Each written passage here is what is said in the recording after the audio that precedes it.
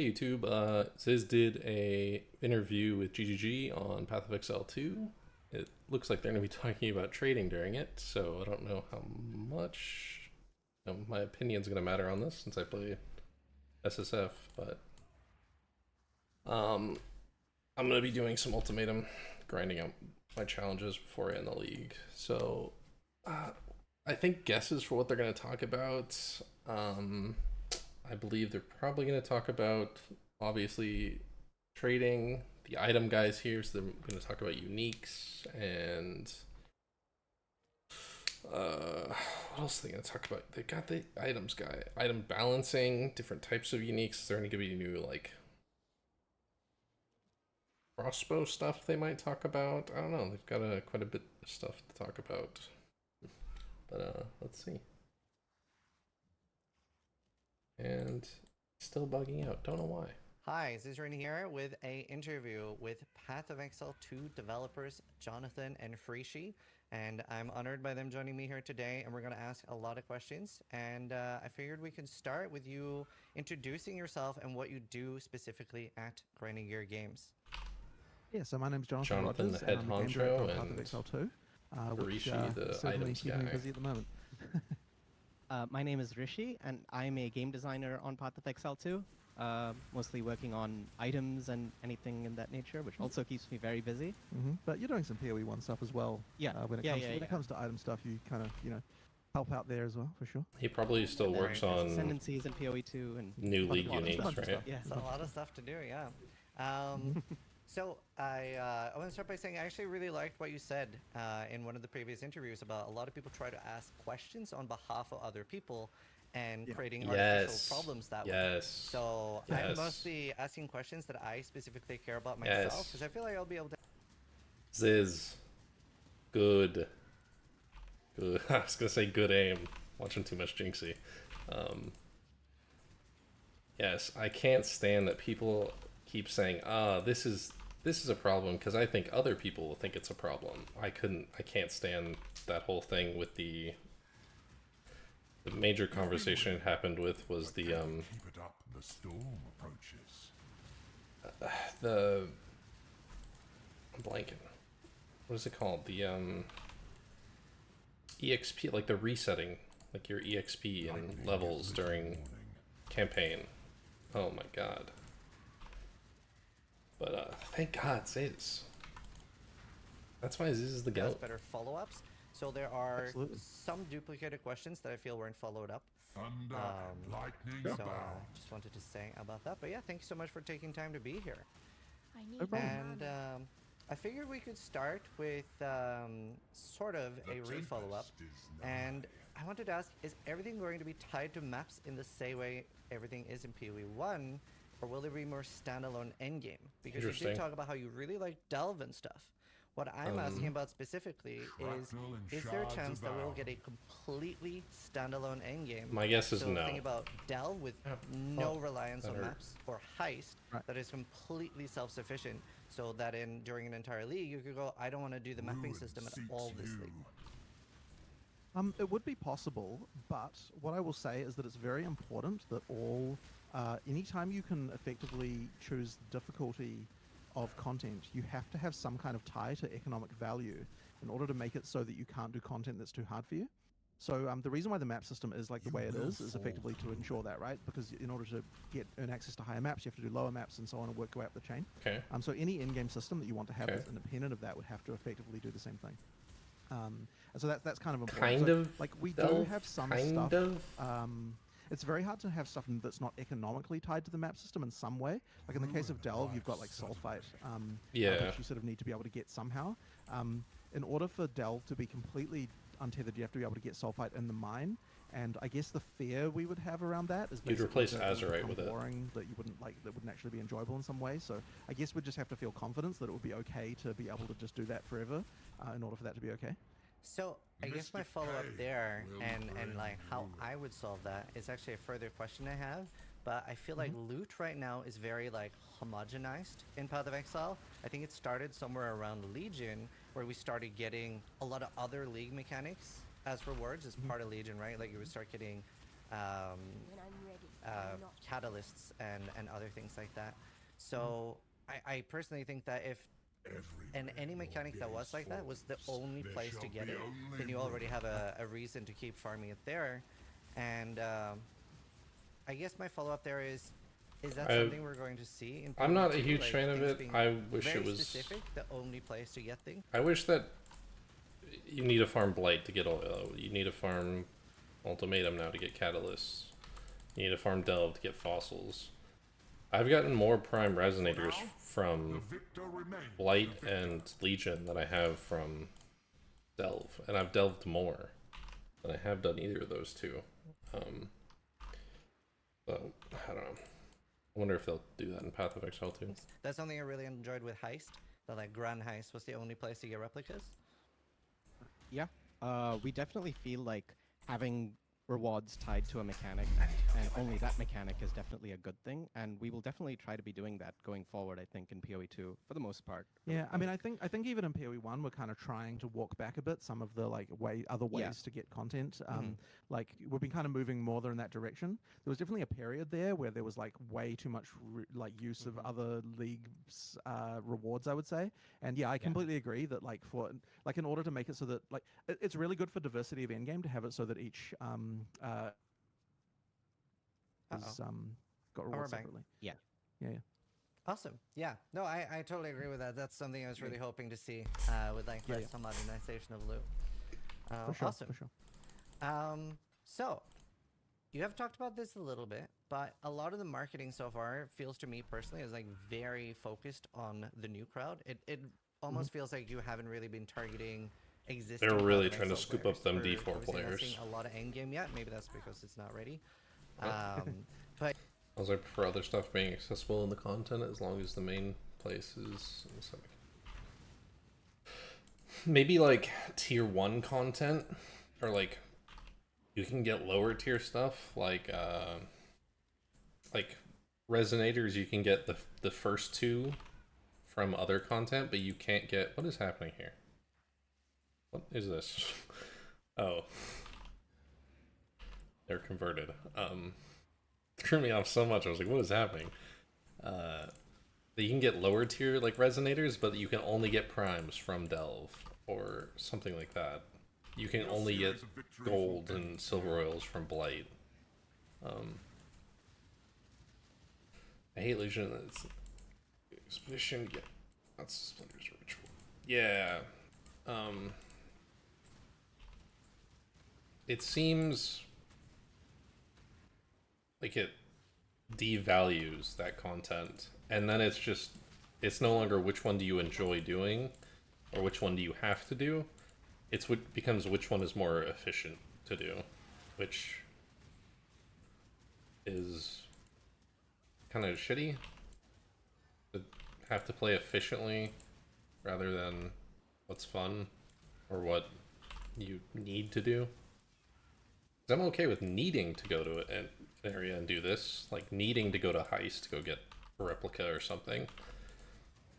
I'm not okay with like I have to do Legion all the time 24/7 because it's just de facto better than all the others. And I was talking and I don't know where the ultimatum was. It's way down here. Yeah. But yeah, we're not seeing a large amount of like endgame stuff. And also, I remember in a previous interview when showing off cosmetics and stuff, I know you guys focus on like making it very like readable and like easy to see what's happening. Do you think there will be any more targeting things for existing Path of Exile players that are getting increasingly worried that PoE2 isn't for them?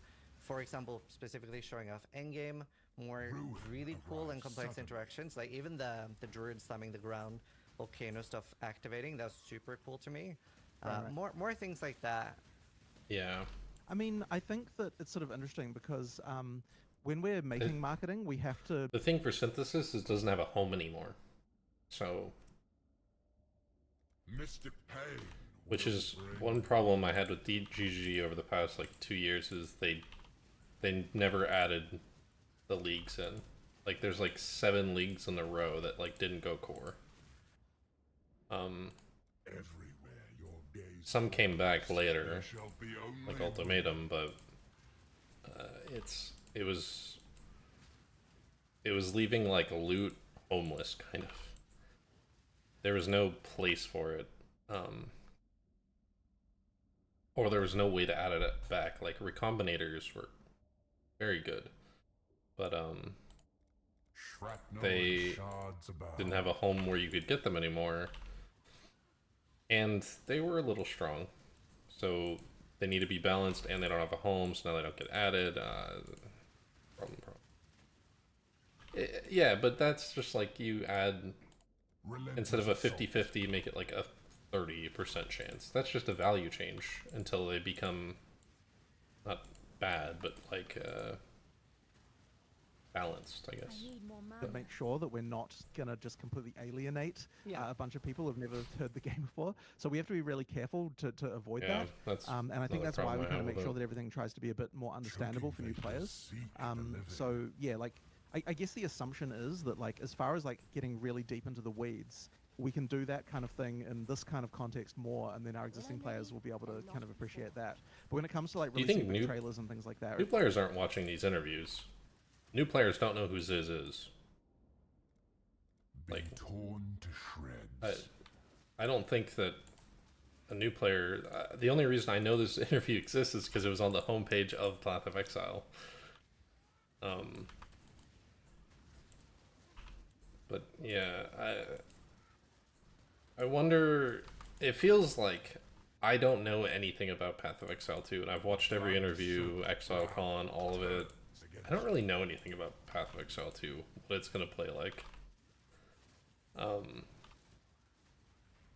Yeah, I have no idea. All we've seen is Act, 3 and 4? So... Yeah, but they would have to Google him in the first place to know who he is. But I don't think, No rest for the wicked. I don't think your average Diablo player would know. Maybe they would know him from his Diablo videos, but I don't know. it really needs to be kind of like, okay, let's make sure that people don't think that.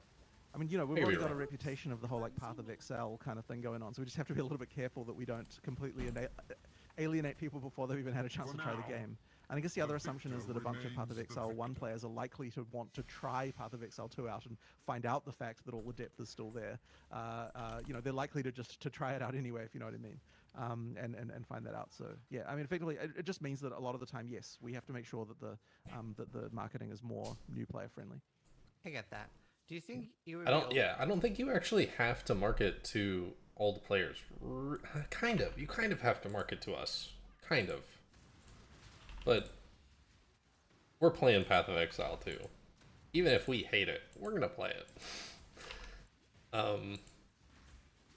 I don't think do you think there's anybody that is playing Path of Exile 1 that's like, nah, I don't want to play Path of Exile 2.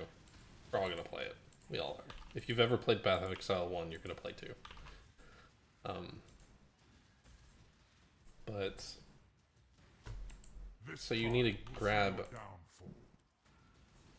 You don't need to grab new players, you need to siphon Diablo players. I don't know how you're gonna do that. I feel like Diablo players like 3 things. This is like... It's very simple game mechanics, which Path of Exile 2, no matter what they do, won't have. Like, cinematics and story stuff, which Path of Exile 2, from what we've seen, won't have. And like 3 is kind of weird. I don't know how to explain it, but like the hype around it, they need like big hype men on it, which Path of Exile 2 might not have. I don't know. Open to, for example, doing a live stream with a streamer where you're playing Path of Exile and showing something akin to like, here, this is like a pretty good pace, this is like blasting. Yeah, absolutely, we should be doing that, but I think that we don't want to be doing that until we get a bit closer to beta release. And I mean, as we get there, I'm sure there will be a lot more stuff like, I mean, because there's going to be various events and other things like that that we'll get to as we get closer to the beta launch. And I hate this. Don't worry, I'm sure you will get your chance to try the game again. Okay, it's very cool. At some point, it's at some point. But yeah, it's really a little bit premature to be showing in game right now, I think, because there's still quite a lot more to do. I've sort of said before that we don't have like full progression testing that we can do quite yet, and that's becoming actually really soon. To the point we can do that, and at that point we'll know what we need to do in terms of when getting to end game, getting like tuning the feel to make sure that you feel like you've got that power progression all the way through the game, and then where you kind of end up actually feels good as well. So that's still something that we need to sort of nail down, I would say. Cool. I don't think they should release any gameplay or footage before the beta, because it's going to give people an expectation of the game that might not be accurate, and then people will feel cheated if they don't get exactly what was in the gameplay of the release video or whatever you want to call it. Vengeance is cold indeed. Yeah. For me right now is, especially with beasts and essences, I'll sometimes be fighting an essence or a beast that is like a real fight, and not necessarily tied to its reward either. Like, it's not necessarily super worth it to fight it. Yeah. Where I'll maybe be fighting it for a minute or two, and then I run up to the map boss and I snap it out of existence. How do you approach making that? Okay, this question's been beat to death, but we still don't have an answer to it. Besides, we don't like that that's the case. That's the answer that they always give. Hate begets hate. So, you know. Different and balancing that in PoE2. Well, so the bosses You are should have going asked to be a lot more involved in PoE2. Shouldn't this would have been a better question for Mark, right? Hamish is, or he or she. Your name is hard to say, brother.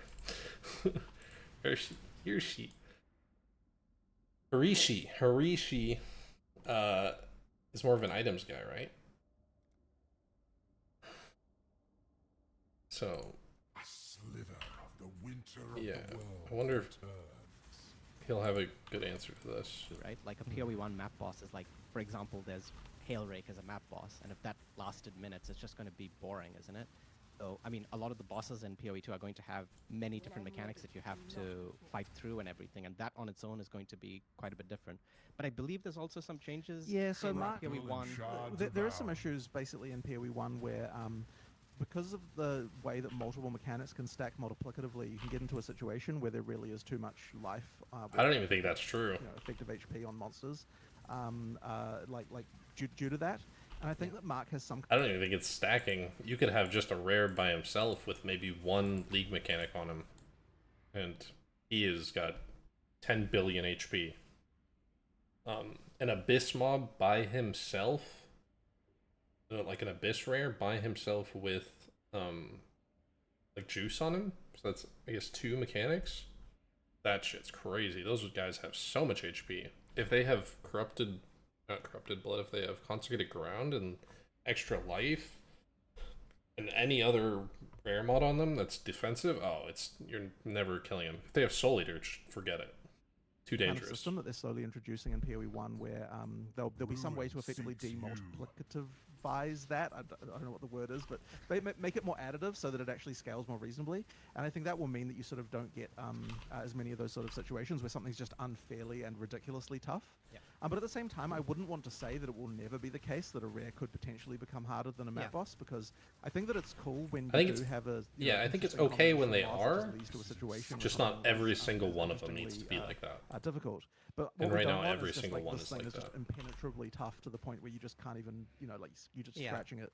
I think that's definitely bad, and I know this is something that we want to get fixed in PoE1 as well. So hopefully PoE2 also benefits from that. But just the fact that all of the bosses in the end game will be actually good bosses will mean that it's okay to balance them harder, which will mean that relatively. Hey, I've had my fix for this, but it's not a good fix. Give when you're in maps, give the bosses the ability to get mods on them. Like rare mods. Like not 8, but like 1. That changes the fight. Something different. Speaking, they'll be they'll tend to be much tougher than what the rares will be. Awesome. And it's also a rarity thing, right? Of how often a rare is going to. Sure. I mean, mods. there's stuff around that as well, of course. Yeah.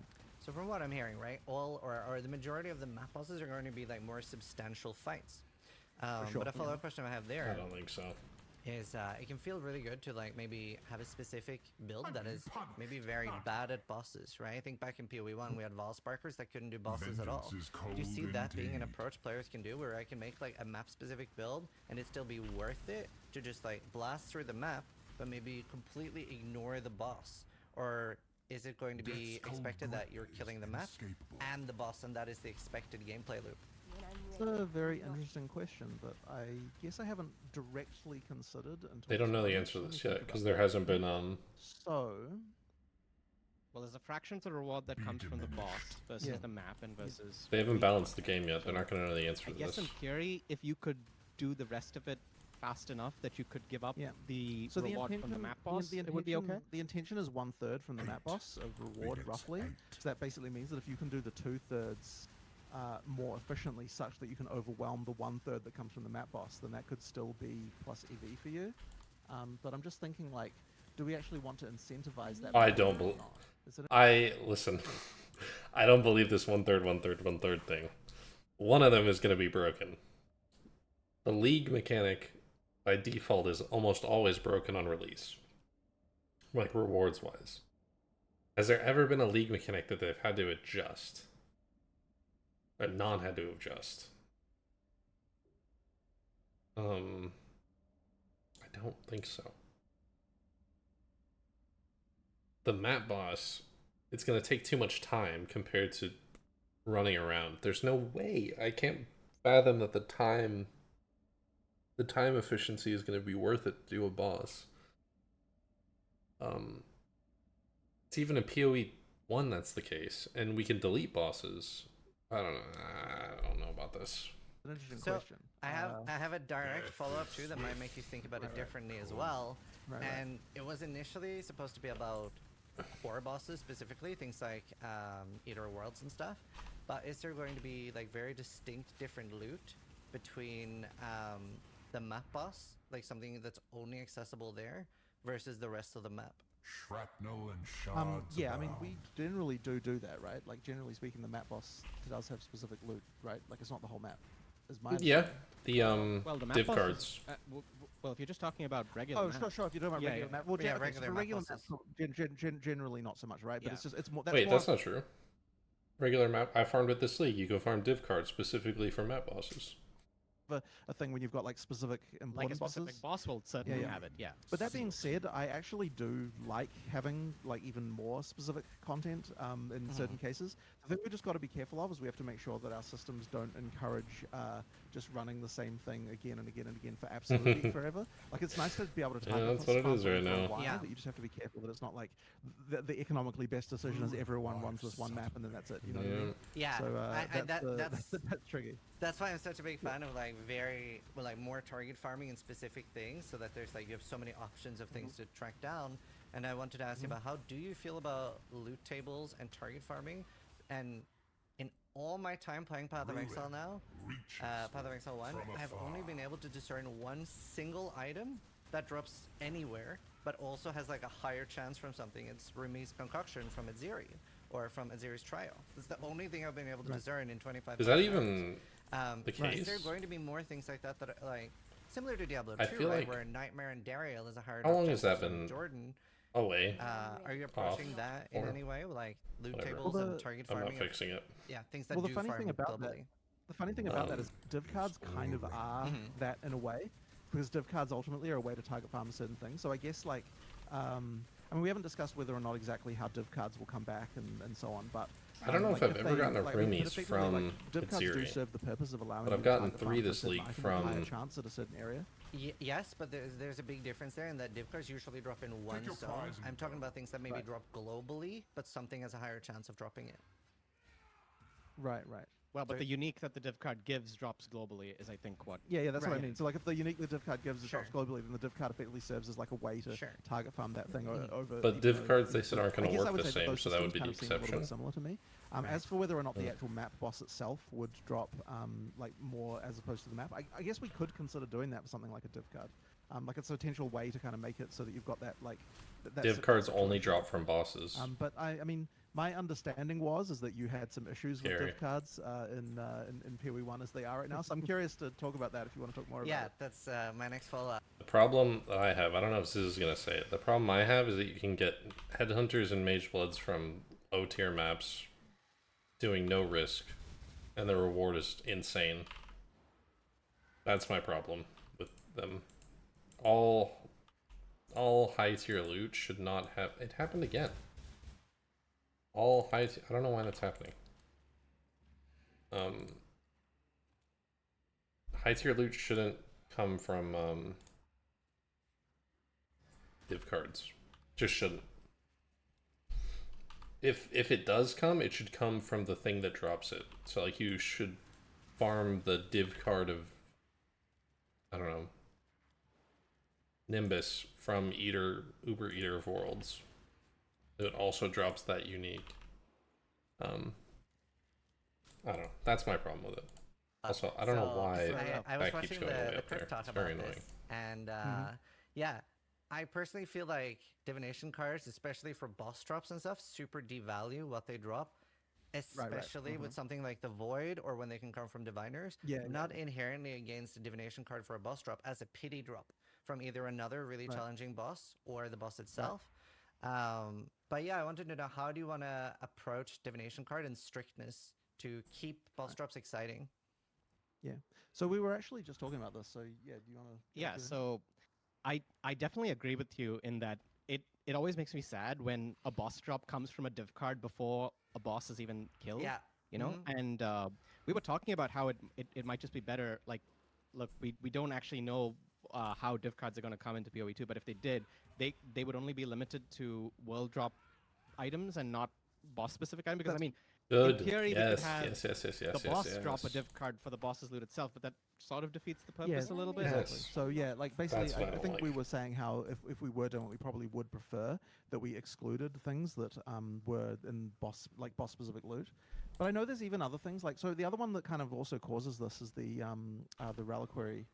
And like Mark was saying, that he feels a bit sad about the fact that like you've got foil things of a thing dropping before you've actually got the ability for the players to get the non-foil one. Yeah, seems a bit backwards, so there's like a bit of an issue there, I think, as well. It's something we definitely need to bear in mind, I would say. Yeah, I guess like tiered void reliquary keys, or like make them Atlas locked. Like they'll still drop anywhere, but you have to have completed on one character that league a certain number of unlocks on your Atlas or whatever to get it. Something like that. I don't know. And they're not different keys. They're all the same key. They just now can roll higher. Because then maybe some people would farm low tier ones and sell them to people who could open higher tier ones. No, maybe that wouldn't work. Trade League ruining our fun as always.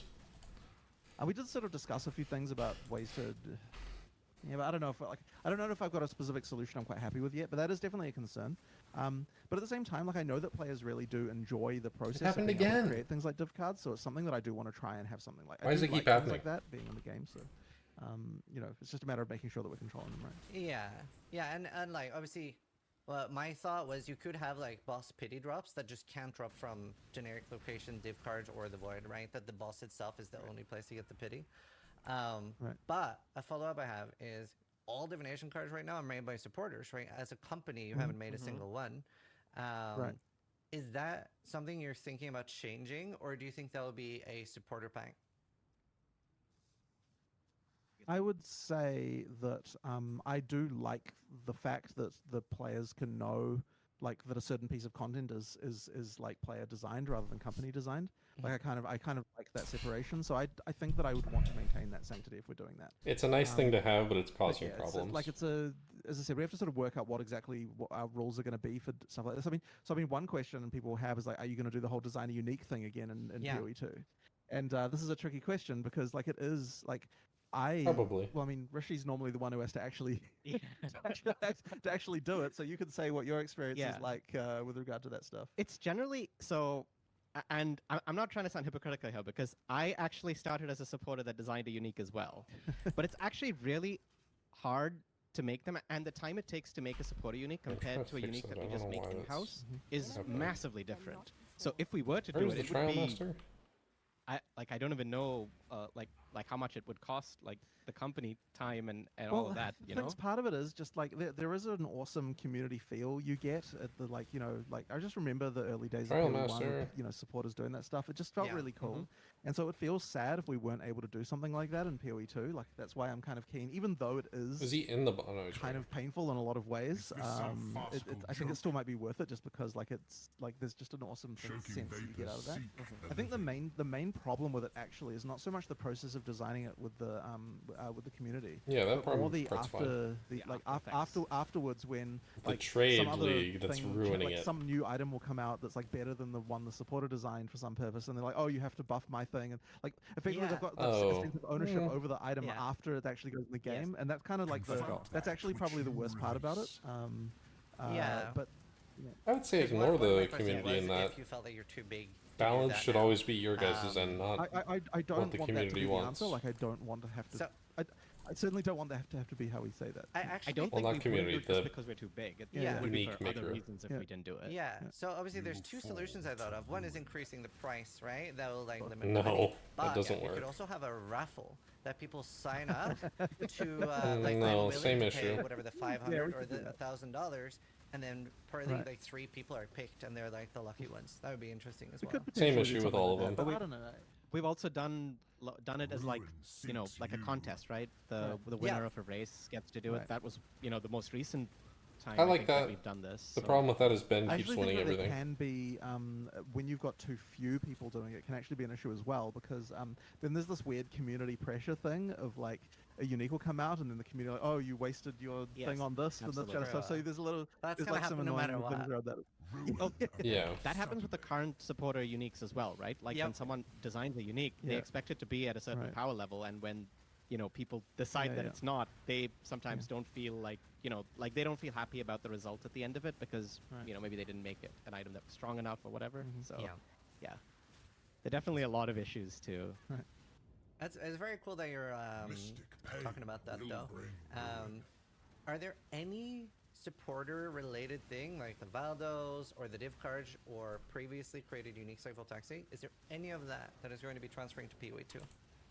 No. Just some uniques is my understanding. Yeah, so those things won't directly come into PoE2 like that. Yeah. Probably uniques it's probably not even going to be uniques that they made. It's probably only because GGG really likes the idea of a unique. That's the only reason they're bringing it over. It has nothing to do with the supporter packs or anything like that.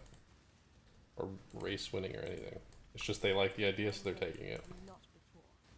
So generally speaking, like also, we I want seem to have fixed what the we would call thing iconic turning off. uniques from PoE1 to be in PoE2. I made it always capture in some form. Like even if like there all are changes or whatever, like windows. anything that's kind of iconic, you want to be there in PoE2. Not just that name. And so effectively, like if a supporter unique happens to be iconic, then it'll come in, but not like it's a different unique now because like it made the stats will be changed, whatever. It's not supporters unique in the same way as it was before, but because same it's name, iconic, different it stats. can now be a unique that would be in PoE2. Like even if the stats are different, like ideally it'll still be recognizable of the item that it once was, and that sort of thing. So like a PoE1 player will look at it and be like, oh yeah, I remember that. I know what that item is. So Voltaxic and Cloak Defines are very likely in PoE2 then.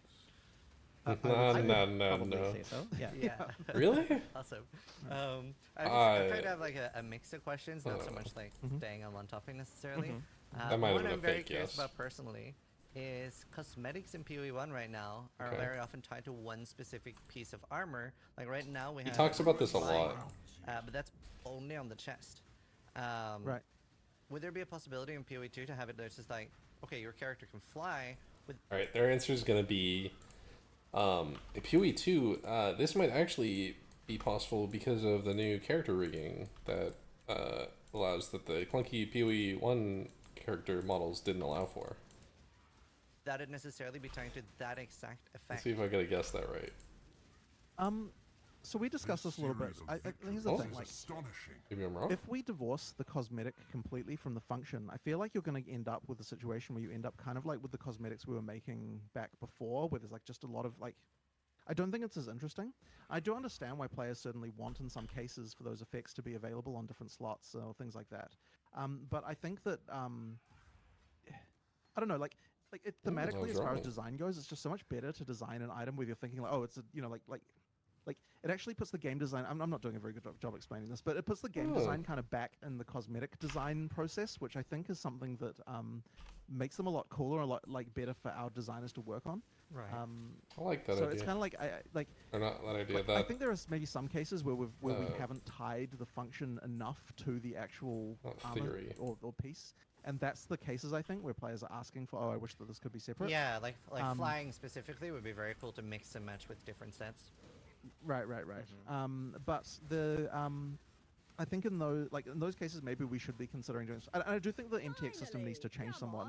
In fact, there are changes in the works, and the funny thing about that is that because the MTX system is shared between PoE1 and 2, that means that any change we make to that has to be in PoE1 as well, because they'll be the same. Yeah. And so I think that we do want to have like I think the slot-based system is kind of holding us back a little bit at the moment, and so I think that we need to change up how that works exactly. Like, we still need to have slots with regard to like reskinning particular elements of your body. But I do think there's a lot of cases where you want to be able to equip something not in a slot so that you can have just like a list of just like here's many things. And I think we even added a thing for that technically. I think we even did a thing for a couple of microtransactions recently for that in PoE1. Although I think we might have done. But I feel like I definitely think that more stuff needs to kind of work with that. And we might end up going back and changing a few things to make them a little bit easier. The weapon attachment ones? But it's at the same time though, I wouldn't want to say that we want to get away from the idea that mechanic and an item should be divorced. Okay. I think they should be unified because it's at least a better design. Okay. Yeah. Next question is about Detonate Dead. A thing that would solve this for Ziz is just a different chess piece that does this same effect. It kind of devalues the flying one, so I don't know if they'll ever do it, but kind of a solution. Very hot topic. And you've talked about how it's very important to improve the visual clarity, make it very easy to see. But I feel like in a game like Path of Exile, there will always be moments. Yeah, where I it's thought they were like going to be talking about something, trading a whether lot it's your more. filter, whether it's like a lot of effects and stuff. Like there will be like a perfect storm where it just is under something. Is there a really important need for it to be tied to corpse health when it's a monster ability? Well, you feel strongly about Yes. this, so you So, can answer well, that. okay. I'm not. Get rid of percent HP explosions. It's awful. It's so awful. It's so bad. I don't care if it deals 1,000,000 flat damage. Percent damage is awful. It's just so bad. Because it devalues your defenses. It just devalues it. It doesn't matter what you build. You will die to this. Every time. It doesn't matter. It drives me insane that percent damage is on explosions and stuff. I'm not sure how I feel about the monster side of things, but I do feel strongly that the player skill needs to be tied to corpse life, because I agree with that. Yep. there should be a difference when you detonate the corpse of a rare monster versus a magic monster. That makes and sense. then the question is, well, why would it be any different when it comes to a monster, right? Because Now, monsters I feel the are real problem dynamic, but is that and your there is a encounters lack are of dynamic. Your telegraphing, character's right? not. On the monster side, really?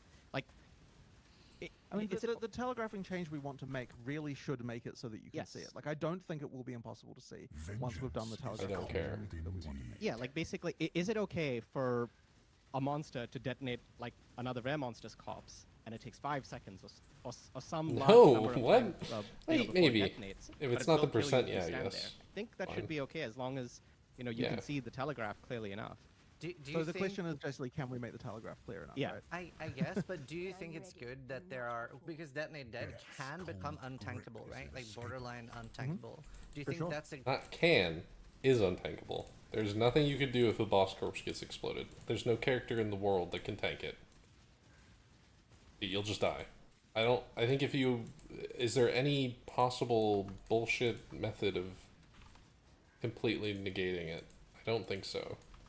If it explodes for 1 billion damage, I don't think you can negate that. I don't think so. good thing that like, you possibly cannot tank this hit? Yeah. I think that it is okay to have some mechanics like that. I mean, it's not like I'm saying you want to have something like that every day. Okay. But the ability for something like that to be able to happen, I think, is fine. I disagree. Like, it's not like, you know, like I don't think we should have a policy of like there are no one hits or something, like no one shots at all in the game ever. I don't think that. No. There should be 1-hits in bosses. That's perfectly fine. Shaper should be able to one slap me and just, oh, I'm dead. Oh god. PTSD is coming back. Okay. That's fine. Bosses, it's fine. League mechanic things is kind of fine too. Like if a league mechanic has a one-shot thing in it, not a monster, but like the maze, it's kind of a boss thing though. I'm trying to think of an example.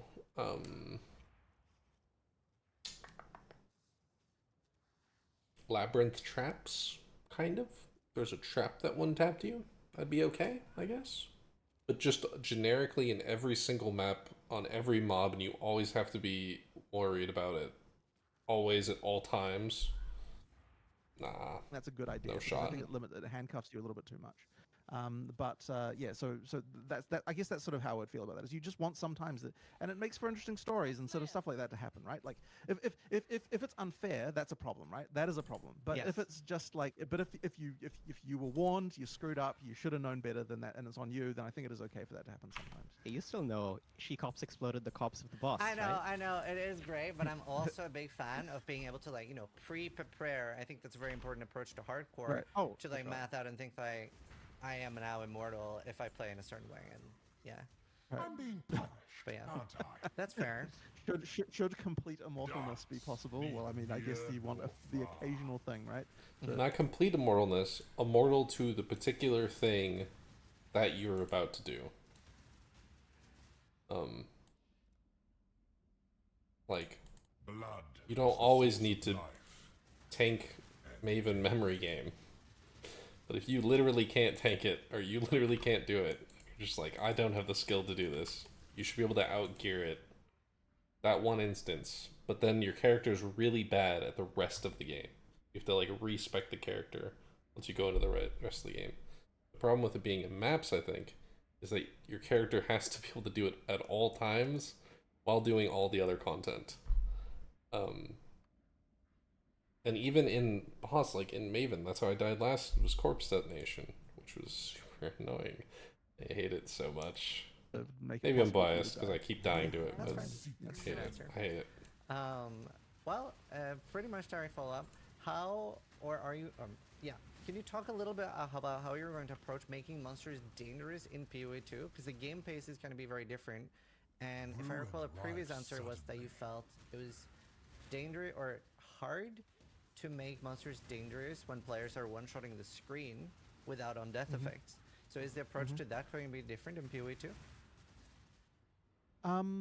As far as making monsters dangerous go, like, I think that the you know, one interesting thing about that is that there's There's a Soul Eater that's very mechanics dangerous of on the my screen average right now. monster in PoE1 are probably generally less complicated than they are in PoE2.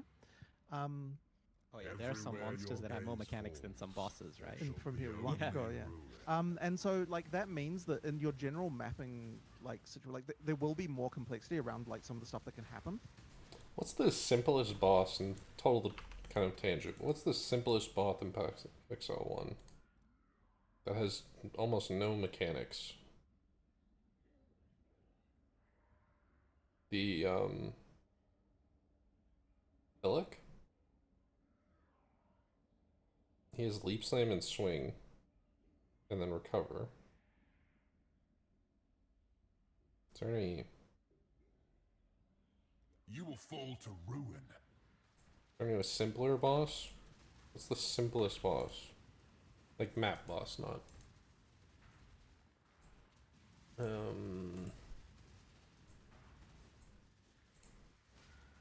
The degen guy that's scary, does he have any other mechanic besides just degens you down? Ruin arrives suddenly. I don't know. In terms of like the difficulty, I mean, so like, I think like maybe Still part of happening. what we were talking What's about wrong? before, but the thing you were referencing was to do with like basically how fast can a monster kill you and that kind of stuff. Like like you know, can you get one shot and this kind of thing. Well, also just like what type of mechanics you may expect to see. Like I really like volatiles, surrounds barriers, you. the mana ring, and things like that. Okay, so you're talking about rare mods specifically. Sure. Yeah. Oh, I mean, sure. I mean, like that stuff. We actually need to do like a whole refresh of more mods for PoE2 around this stuff. There needs to be a lot of. Damn, they haven't even done that yet. I wouldn't say we need on Death Crunch Effects to time make, is coming for them. I wouldn't agree with the idea that we need on Death Effects to make things hard. Like it's a thing that can make something hard, but I don't think that it's like required. But yeah, I mean, it's just a matter of like designing more rare mods and and things like that. I mean, it's an area that we can do it. It's sort of hard to be a bit more specific than that without like I wouldn't say there's like one thing that makes it hard, right? Like it's just a matter of like we add a bunch more mods and Well, make things. I guess something I'm curious about then is I would love to hear how you feel about on-death effects, and also talk a little bit about any mechanic like that volatile, mana ring, etc., that you like or don't like. Well, I think I talked a bit about on death before, and basically the idea that on death, what it does is it means that you get something. There's something you have to play around when you're killing monsters in a pack. It's not so much that we want you to just die after you already won. It's a matter of like, okay, so as I'm approaching killing this pack, I just need to be a little bit careful because I know that there's. I think the something big that's gonna fire happen. trap, So I, like take them out one by cold one, or I'm just a little bit more careful lightning about that stuff. trap So things that's just are okay. That's the They're purpose that mechanic is. very good telegraphed. They deal a decent amount of damage. They won't one tap you. But I mean, ideally, it's not like I think that's they're the a good only thing you should mechanic. be careful about, right? There should be many different things that you. I think the slightly orange corpse that one tap you for And then 100 was there billion anything HP really if it like- hits the wrong mob. Kind of bullshit. Or didn't I like. don't know that I would single out any one thing in particular. I don't know No, if you not have anything. really. I mean, generally, it's just things that make you approach combat differently is what Right. we like, right? Right, Like, right. And that's, I know, not a very specific answer, but that's really what we're trying to go for when it comes to, you see a mod and you're like, oh, I need to approach this fight differently than what I would normally do. Yeah. And just to make sure, I can't remember exactly. Obviously, there's a lot more pausing and stuff in PoE2. Does that mean that we can expect? This This might have time been you will answered. finally Can we lose. expect to pause when we're talking to a vendor or something like that? Like, say for example, All one of the vendors merchants, pause, in the right? current League I believe Affliction, they right? said Like, that. Oh, being like with the being league attacked mechanic? while talking to them, Right. it's very Vengeance frustrating. is cold indeed. I believe they said that it all actually- pauses now. We've actually talked about Talked about Okay. that particularly. Something that we could do. I agree. It's kind of lame when you're talking to a world vendor and then monsters are kind of attacking you. Yeah, because it's so frustrating right now. I'm in Affliction, and I'm like, I kill all the monsters, I look, I wait 5 seconds, I talk to the vendor. 10 seconds later, there's a monster gnawing at me, and I'm like, yeah, bro. I know. I think that what my preferred solution to that, and there's no reason we couldn't do this in PoE1, would be to like. I wonder if we can like. No, we got okay. You just got to be really careful of exploitation, but I kind of feel like I'd rather do something like monsters don't aggro on you while you're talking to a NPC or something like that.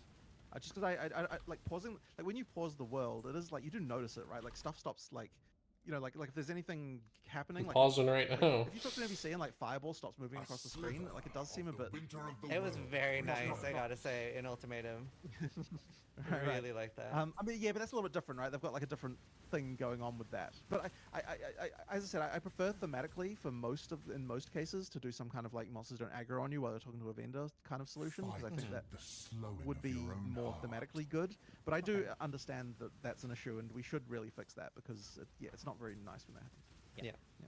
Awesome. I would love to talk a little bit more about respecking and respec costs. I know you. I'm gonna snap. I'm gonna snap.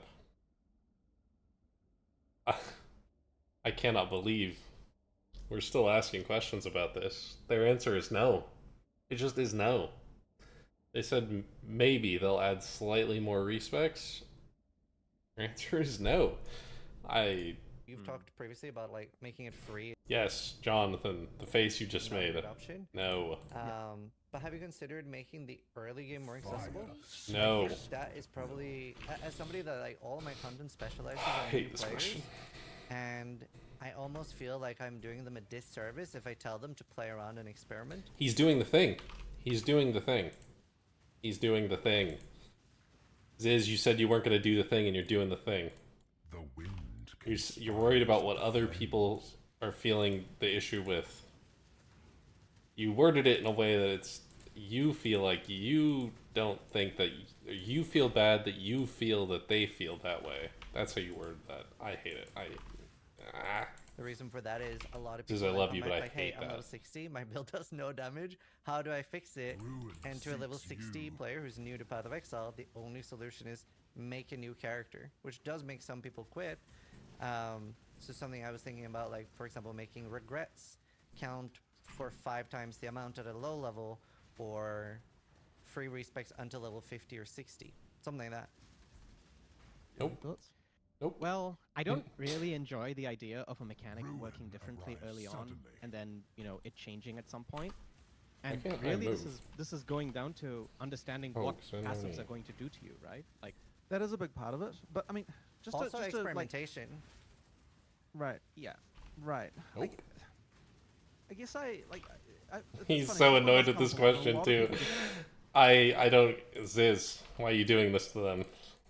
Ruin reaches for you. Their answer is no. It's no.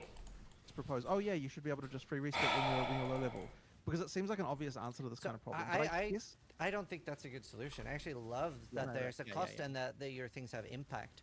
right. But it almost feels like permanently punishing the player when they're new and they don't understand. It's not Why permanent should though. I become a priest of Yalmak instead? Well, I These guess are- there's two things that I guess to break down that particular thing, it's like the main thing there is that they don't understand, right? And like the don't understand part, I guess, is what I'd want to target, is because like ideally the best Yeah. goal is to make them understand the impact. And it's of their not permanent. choices. I mean, we talked It before about how sucks we for a want to have it while. so that you can see Not permanent, when though. you go to allocate a skill what the exact effect on your character will be as far as like DPS on your skills and stuff like that. And I think that will go a long way. I just, yeah, like They're so I annoyed guess at it's this sort of a bit on, question. like a system that I think works really well as far as respecing goes. Like one thing we talked about, for example, that I think is sort of interesting and the kind of thing I'd be willing to do, would be that you can free spec specialization points. Like those are the ones that let you specialize in a specific thing. Like that would be the kind of rule that you could have, which of like is an understandable way to allow you to do things through the whole game. But you do start to run into issues where you'd have to make sure that you can only do it in town because you don't want to be able to respec like in the middle of a Mid-fight. boss fight. Like, they throw like a fire attack at you and you just respec into fire into fire resist, and then you do an ice attack, and then you're like, oh, so I'll respec back. That kind of thing would be not good. Yeah. But that's the kind of thing that I'd be more okay with.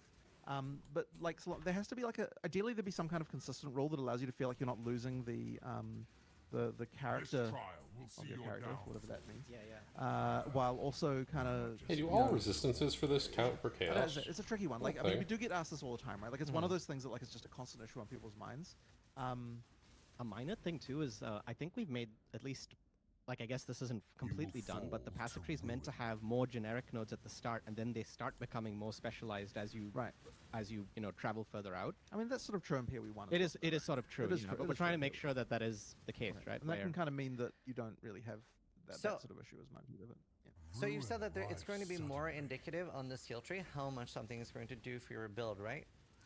Mhm. Will you be able to sort of, let's say that instead of left clicking a node, I right click a node and it anticipates that you have that. Will you then be able to see it without having enough points to go there? Because a big problem I see is, let's say that somebody starts as a marauder, right? And they end up traveling all the way up to witch instead of down to duelist, right? Because Yeah. they didn't know like what kind of nodes to expect there. But that's a one-time they aren't thing. able You'll to, you'll like, run sort into of that issue once, plan and it you out won't a do little it bit, again. You're let's like, say they have, oh, I messed 10, up. 20 shadow nodes that You they should can be able to assign fail. to Failing sort of is good. plan their route in game a little bit. That would do So you want to be able to see An the arrow final falls. result on your character of I know all the nodes up to all the that nodes point. up to of basically pre. If I take these 10 nodes, like, it is even though I don't have any skill points ready to put. Right. The problem with this is, let's say it's Ruin surrounds you. let's say it increases their damage, you know, where would it show? I guess on your skill down here.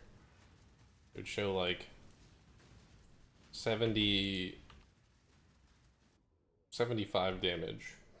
Like, I guess you're dealing a lot more. It's like 750 damage. They respec the other direction and it says like 780 damage. And it's like, oh, this is the better way to go. It gives me more damage. And then they do it like 5 times.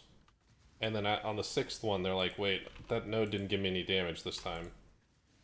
Wait, what's going on? But it's already been like 5 levels. It's been an hour for them. It doesn't solve the issue. Now they've just messed up and they're even farther along because they didn't know the entire tree. Now they only learned part of it and not the entire thing. So now they're running into the exact same issue. Which is, you failed. You learn from it. The next time you run the character, you're like, okay, I need to go the other way. It's worse in the beginning, but better later to do this. That's a crazy scary node that I almost just clicked on and killed my character. Yeah. And he's doing the thing where he's worried about new player. He's worried what other people will think.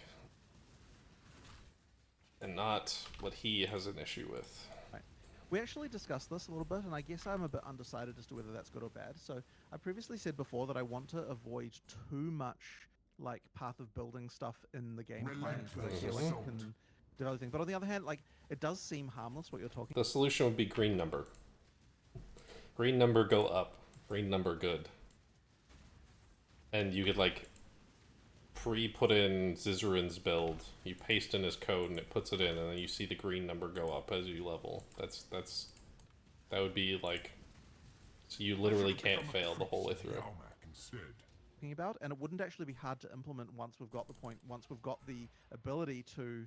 Okay, assuming that we already have the ability to show you what the change on your character is for a single node, right? There's no reason it would be harder to do multiple nodes. Like it's sort of You'd have to do the whole tree. Enough. Yep. Yeah. So like I mean, Which it's is the kind of thing silly. I could see us potentially doing, but I guess I'd have to. You're no explore, longer like, playing the full game. sort of Someone else is implications of playing that it for you. Yeah, it's the kind of thing we could potentially do. Cool. Because I do feel. Sorry. Go on. Go on. There you go. I do feel that endgame respecs right now are in a very good place where like I don't feel like it's a problem to respec a level 100 character. It's a very clear cost, but I do have a lot of regrets at that point. It's just PoE is sort of the reverse of a lot of other. I've done it twice this league. I've a lot of other respects. games I play. I didn't like awful at Dominating Blow, and I didn't like Cyclone. Early because you're different characters, and I just fully respect them. Well, I guess one question with that is that do you feel like if you're a level 100 character and you want to respec into something completely different, do you find that to be easy? Was it easier to reroll a new character, or is it easier to easier to respec? Easier to respec. Very. I think the endgame respec in PoE is very easy. Right. Yeah. I mean, that's probably a little bit too easy at that point, right? Like, because you know, it's like you don't want it to be that you can. What have I done? You're essentially not clicking. You're essentially clicking one button and getting an entirely different character, except you're hitting that one button 100 times. And then you're getting a whole new character. Which is in a fine place, and I'm glad that Ziz brought it up so that they can nerf it. Oh, no.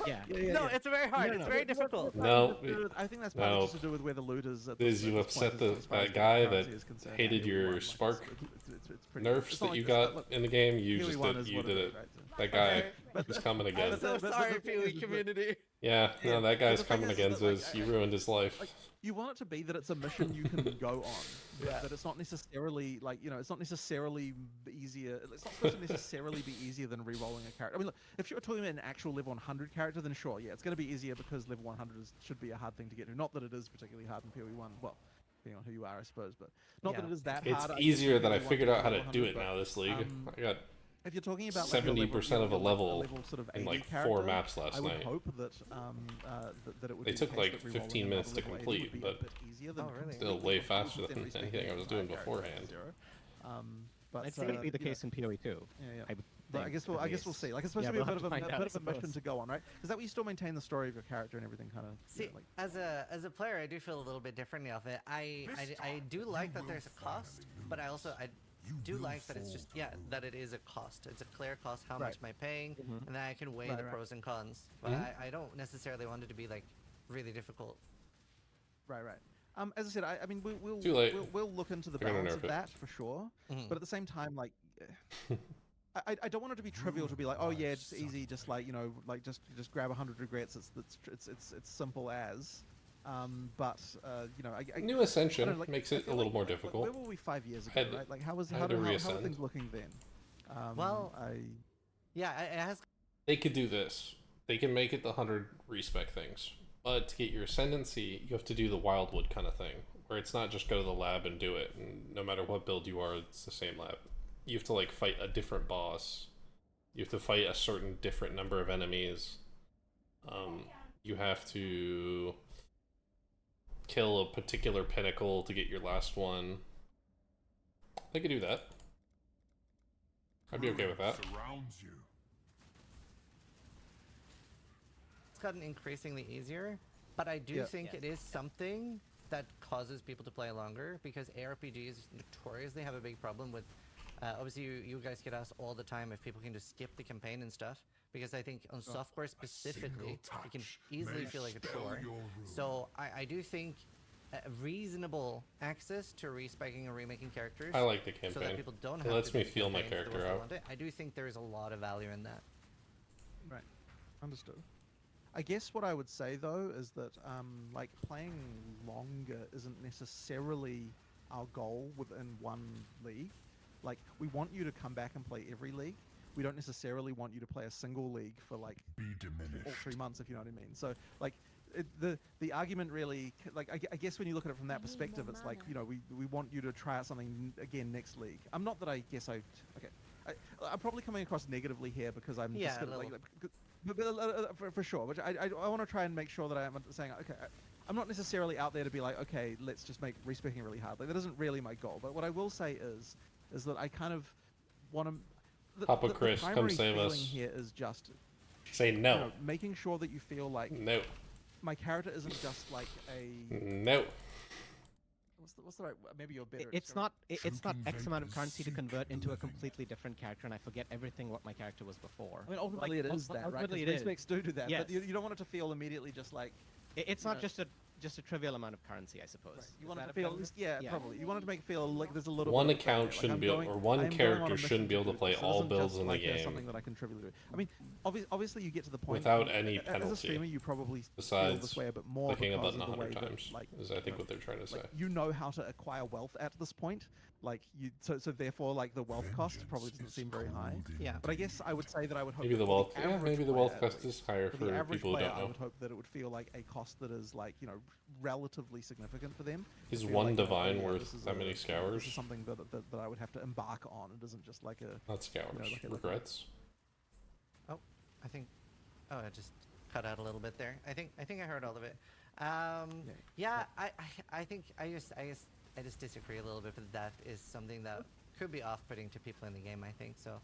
You think that other people think that. Since this is something that comes up a lot, I will discuss it more with Mark and Rishi and stuff like that, because, I mean, look, one thing that is important to me is that if there are issues that the players are worried about, that we don't dismiss them. Like, that's really something that's ultimately really important.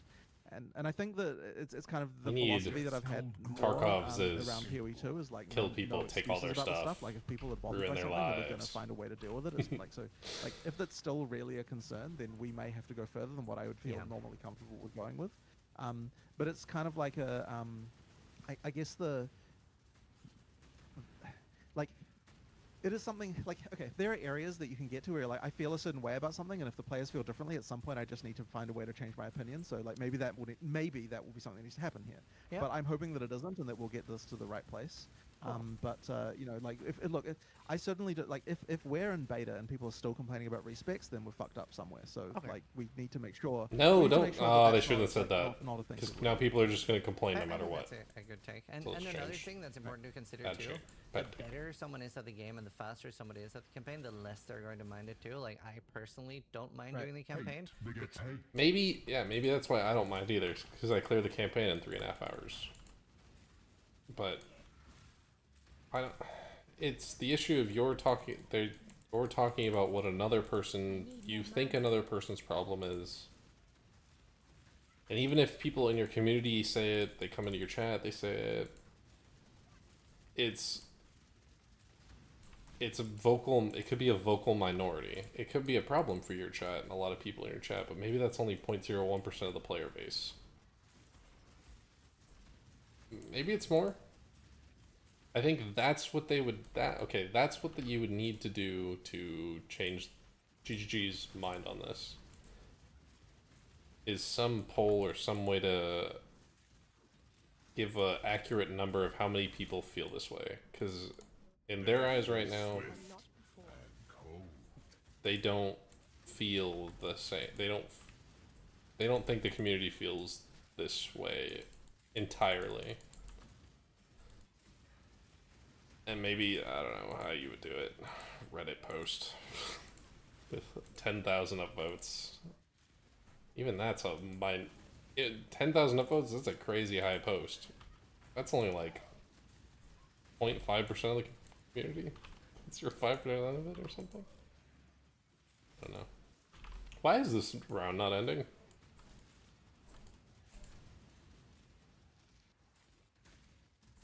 Yeah. Because they do it in 2 or 3 hours, but there are so many people that maybe even after a few thousands of hours of Path of Exile still do like 10, 15 hours through the campaign. How? And to those people especially, I know it does feel like a chore. Who are those people? Yeah. Very different question next. Is the private league system something... I love you. The Papa, granddaddy of PoE. I just can't stand that question. It's been asked in every single interview. There's been 600 posts about it on Reddit. I almost just died. And their answer is no every time. It's not changing. We can't keep saying, hey, this is a problem that I think that the community has. Or at least, not I think, even I know that part of my community has. We need some evidence, some change, some new piece of information to give GGG about it. If you're going to change their mind on it at this point. We're beating a dead horse. Just bringing it up over and over again, it just seems like you're annoying them at this point. But, I don't know. Jonathan seems really annoyed at the question. But, yeah. Listen, I love you, Ziz. Don't be mad. You see it. Do that. Thing that is staying in Path of Exile too. Yeah, we'll definitely keep it. Yeah, I always hope that there are more things we could do with that, but it's kind of one of those things that ends up not really getting a huge amount of development time. But there's no reason. I mean, look, it'll just work as it works in PoE1 without us having to do anything. So there's no reason for it not to stay. But yeah, it'll be nice to do some more to it in the future. So I have some. I didn't hear what he asked. We'll definitely keep it. Yeah. Very different question next. Is the private league system something that is staying? So I have some extra ideas there for a private league system thing. Something I've always wanted to see, and I want to know how you feel about it, would be, let's say, a month in or 2 months into the league, crazier options unlocked for private leagues, but they're tied behind a void league. So maybe you can have some positive mods, or maybe you can change the entire way the game feels, but it's like a month or 2 in. For those that really want to, they don't really want to continue playing. Won't the a month in be Path of Exile 2 or Path of Exile 1 New League? This time you will finally lose. And they're hoping that they either bounce between the Path of Exiles or go do something else. I've never really played private leagues. I don't even know if I'm gonna do Ziz's Gauntlet this time around. I think I'm all PoE'd out this league. I'm probably gonna end like my league in the next 2 weeks, week. I think I'm gonna get this guy to 100 in like the next few days, and then try and just face first into as many bosses as I can. I dropped a vortex that I think I'm gonna try today. I don't want to lose my character before I hit 100, but I think I should be okay to clear Cortex and stuff like that. Maybe give my shot at an Uber boss. I think Uber Eater is going to be the easiest. Anyways, go back to the interview. But, other games than Path of Exile, right? But they do want maybe a different experience. I don't think I'm ever doing Uber. Want to be a little bit careful around positive That shit mods. seems so hard. I don't know if you want to talk about that. Well, there's always the danger of positive mods making it so the game is a lot more gifty right before the next league comes out, and then there's like this big, difference. The issue is like, okay, let's say we had a league mod on private leagues for whichever reason made it really easy to get Headhunter. What that would mean is that everyone can effectively just try out what it's like to have Headhunter, and they lose that aspirational goal as a thing that they might want to do next league. And so we just want to be really careful that we don't make it so that like we realize what it means to get a certain item in the game by making it so that like, oh, this is just like in this private league you can just do that. I guess that's kind of the main fear around having positive mods, like, well, but basically around that. So, but is it necessarily a problem with, let's say that, like, I end up not really enjoying those positive mobs. They're not for me, so I play every league start. But let's say, for example, Empyrean, right? He loves these positive mods, so instead, he waits like a month into the league and is exclusively playing on these like extra leagues. Still playing the same amount of time. I'm basically asking, is that type of fun bad? It's not a question of playtime, like for us. It's really just comes down to not wanting to compromise for others. I don't know if that's like, a good if you example. know that someone can easily get a Headhunter without having to How go many through the people thing are doing Empyrean level league, things? it can still kind of devalue just the whole experience of that. Okay. And so this is kind of the issue. Like we want, and this is another reason. So another thing people ask us a lot is like, oh, why don't you increase the drop rates of things in SSF? And the reason why we don't do that is literally the same reason, that we don't want to make it so that there is some way you can play that makes it easier to have the same experience. Now, I actually think, by the way, that my stance on that is softening slightly because in practice it is always easier to get stuff in trade leagues because of the ability to do trade, right? So in reality, we probably could think. Listen, SSF doesn't need a 100x multiplier on loot. It just needs like a 0.5% increase. Mr. Pain will bring some a little bit easier for like chase uniques, where it's not like I have to do 100 bosses. Maybe I only have to do 50, because I think it took me to farm that jewel, I think was like 250 attempts before I got it. I could have gambled it, I guess, but...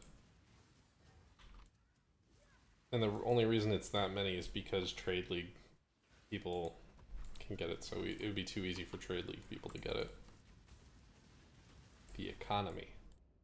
About increasing the drop rates in SSF, although if we did that, we'd have to make it so you couldn't port your characters from one to the other. Yeah. So I'm not actually saying this is a thing we're going to do, by the way, but I'm just saying like I guess my feeling on this is that maybe it doesn't have this problem because like you could probably increase the drop rates in SSF quite a bit before you got to the point where you'd actually have an easier time getting high-end stuff than what you do in trade leagues. But I'm just saying that like this is the kind of like when we say something like that, the reason why we're saying it is because we want to avoid the situation where it becomes easier, like that there's a way to get the same experience of having an item in a different place than like that's the kind of thing we're trying to prevent. So I think that would be very popular for a lot of people, but if you consider doing something like that, could that be an additional tick? Because there's no worry about splitting that league, right? There's no economy or anything. Interesting. Could that be a tick where you can have the boosted rates and no transfer, or you could stay in the exact same normal? Because personally, I would be really sad to have increased rates. I want to just play a more difficult version,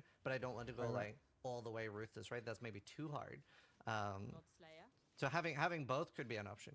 Because there's no We splitting would of have to economy. think about that because you don't want to split the community again, if you know what I mean. Like you want to be a little bit careful about that. But there is no real but split there. Anyway. So Yeah, so they're all alone anyway. yeah. Yeah.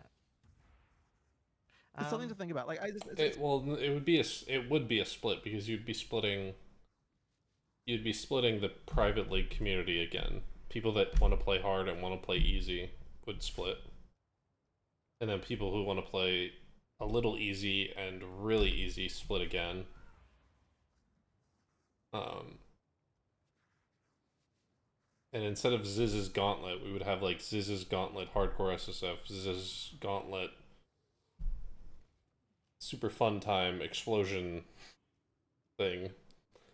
And then those two communities would be split, even if it was just two. I don't know. It's something that I'm potentially deal, interested in exploring. I mean, it's a little bit similar because like Last Epoch has that whole thing where like if you play non-trade, then you've got extra items and that kind of thing. And I think it's an interesting thing to rethink about in the context of that. Is like something we could potentially think about doing. But as I said, the key goal for us is just making sure that like if you look at the work it takes to get a high tier item, that it doesn't feel like someone else just has an easy time of getting that, even if they don't have the ability to trade it with you, even if they do go to Void, that there's still that feeling of like it's unfair that like they can put in less work and still be able to have that same experience, and that's what we kind of avoid.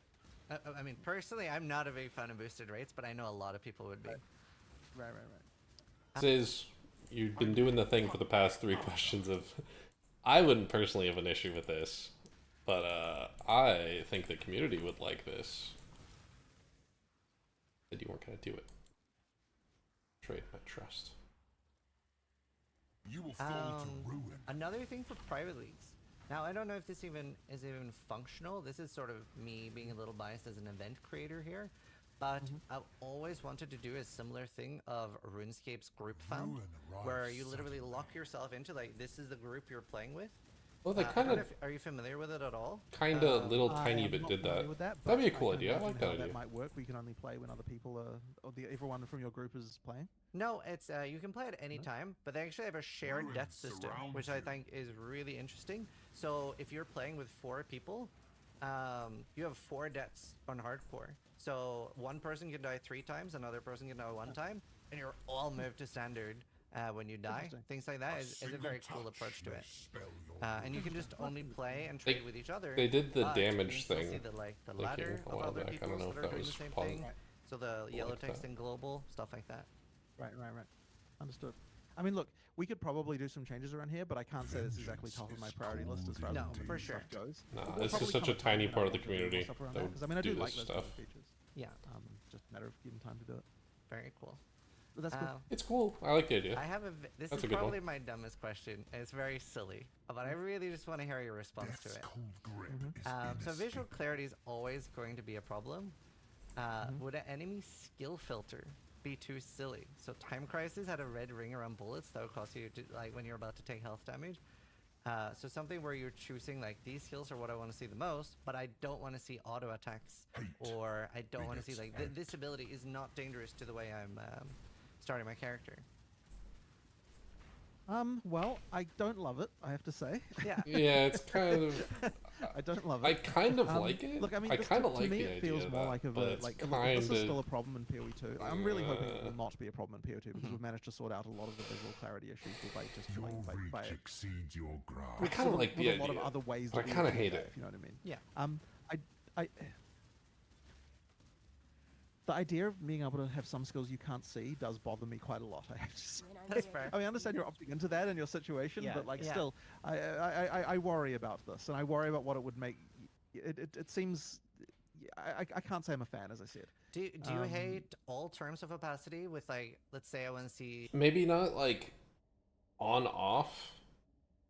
Maybe it's like if there's so a perfect example, the Righteous Fire MTX that I have on one of my character, on the brand character, that MTX takes priority over all ground effects. You can't see the ground with it. Nothing pops through it. Which I was shocked the first time that I used it. Jesus Christ, never ever using that skin again. Maybe like a tier list, we could change tier list of what's prioritized on top. Like, I always see corpse explosion on top no matter what. It doesn't matter. I always see it on top. For other people, it's like they always see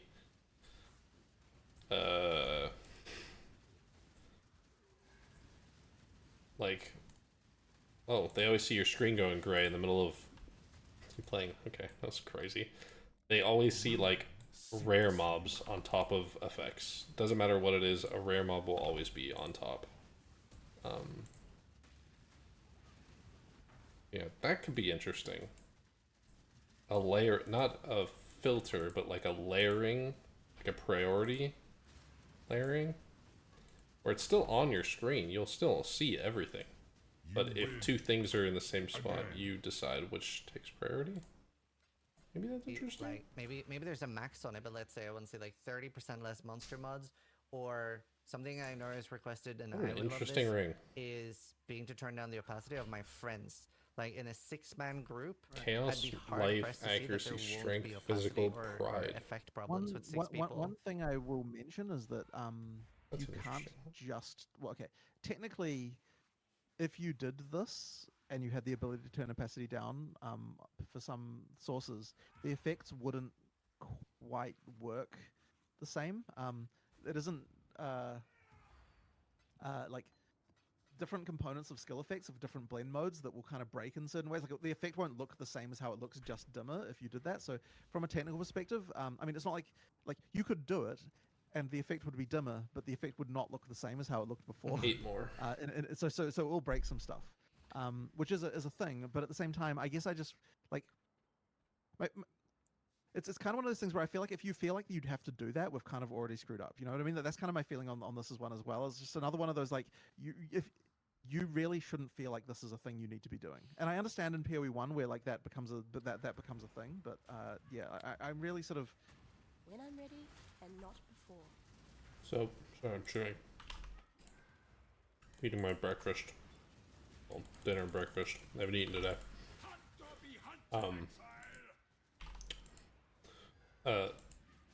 I wouldn't say they've failed in this if you had to do it, because all characters are different. So right now, what does their priority say about a lightning, fire, cold on death ground effect? Is it just time? What was there first?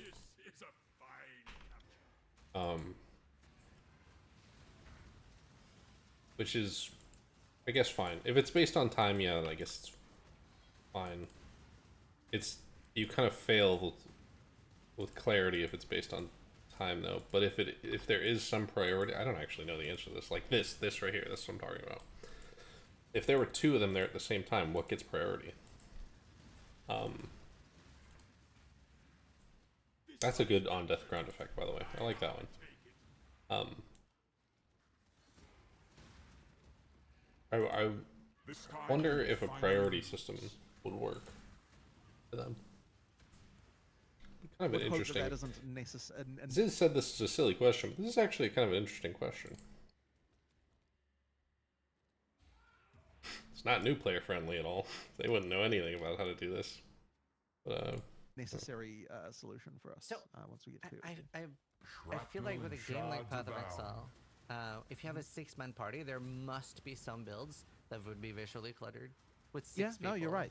You know, on some level, it is impossible to completely solve that, right? Because we do have the ability to generate a lot of projectiles and things like that. There will be some visual clarity issues. Like, it's impossible to completely remove it.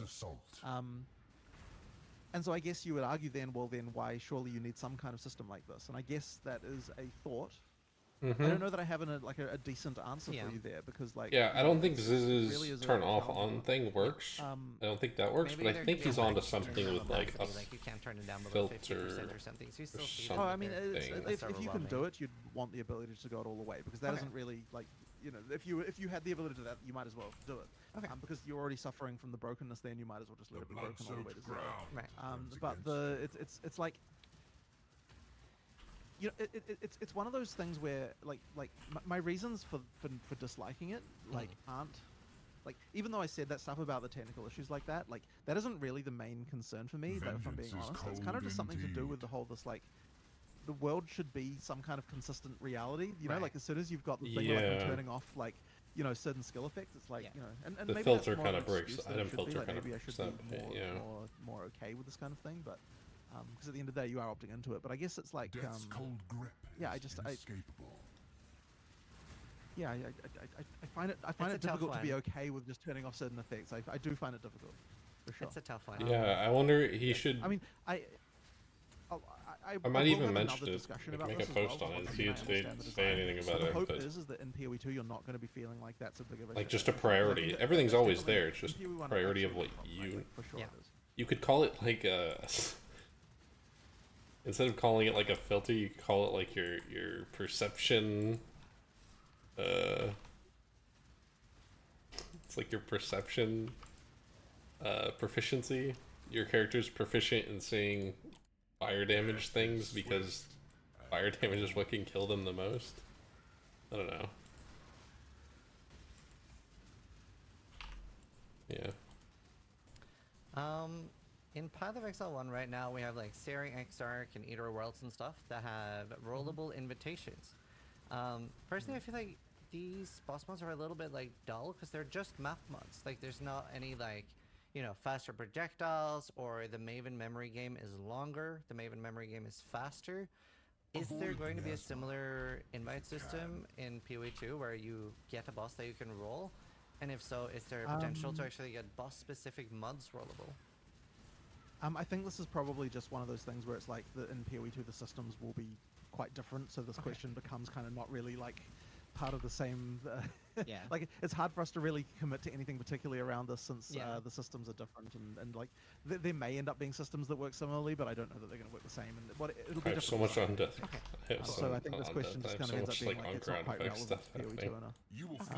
But this is one of those things that I'll mention to Mark, and since he can do since he that might be a PoE1 change. One design, maybe be like okay, like I'll take that on board. But yeah, I think it's not so PoE2 relevant. For the chaos land, the bleeding, the freezing. Some form of something that will be rollable on a map. The thing I'm missing is there will lightning. definitely be rollable stuff in or the skulls. Have you considered positive mods? Take your prize and go. Like you have on heist contracts, like there's no cost. Well, so I actually do like this, but I feel like there was a reason we didn't do them. I'm just trying to dredge up why. Well, we used to have like we did. We did have maze. Yep, we did. Everyone rolled for pack size. Yeah, yep. And then we added pack size to every mod. That's what it was. Yeah. So basically, if you want to explain that a little bit more. Yeah. So I mean, it used to be the case, right? Like back in the day when there were positive only map mods. I don't know if you remember Area as a Maze, which I guess technically isn't really positive, but it was positive because it increased the size of the map, right? And what ended up happening is I remember everyone rolled for that, and that was a reason why we removed it, and we added pack size to every map mod. I'm not actually sure that was necessarily. What if you had enough of them that it doesn't matter? On top of that, was that was because of map system. Like we would literally run out of maps without it, right? So. But why is it bad if everyone wants to roll for a specific outcome? I guess that's a good question. Yeah. I mean, we all roll for specific items. In the past, I don't know if we actually had any conclusion there, but look, I guess on the surface, I don't see a reason why we couldn't have positive only mods. I mean, there are some which I guess technically aren't positive only, like Sea Witches. It's sure it's technically it comes down entirely to this. Do you want it so that when you get a map that you have to re-roll it to get a certain mod, or do you not want that? And I believe the reason why we decided we didn't like that is because it became part of the mandatory chore you have to do every time you want to roll a map. Now, there are a ton of mandatory chores going on right now in PoE1 that you have to do in order to juice maps, which is another whole topic, right? Interesting idea. Basically, the thinking is that you want to be able to just get a map to be able to, like we still want to have it so that you can craft maps and that can be an thing. We don't want it to be that every time you get a map, you have to roll a certain mod to play it, and if you don't, then you're at a disadvantage. That I believe was the reason why we didn't like having positive mods. And so maybe there's another solution that allows us to have positive mods. Because I mean, I actually do like them. Like I think it's cool when you have the occasional thing. But I don't think we were able to find a good way to design the system such that you can both have that and not have that effect. I've never heard him say that before. Of having mandatory reroll as part of your map. You will fall to ruin. Maybe I hate this maybe one. that's something that ends up being a league mechanic where the currency is like a positive thing, like a thing like Delirium Orb that you add to a map because you're a weaker character and you need a little buff for you to go faster. But I mean, for example, you could have positive corruption outcomes on maps. Kind of like shrines.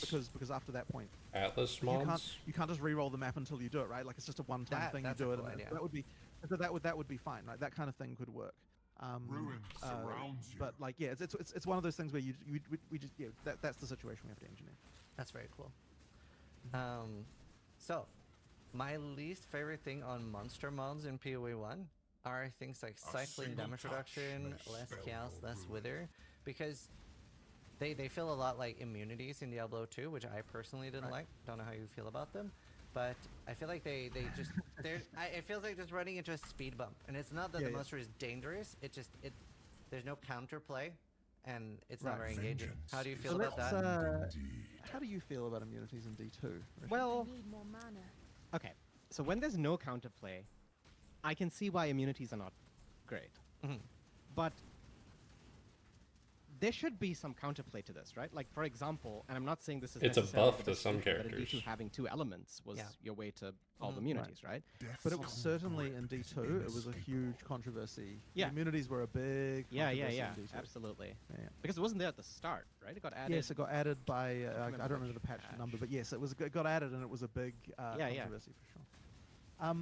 I'm guessing from your question that you didn't like immunities. You don't like I immunities? hate it.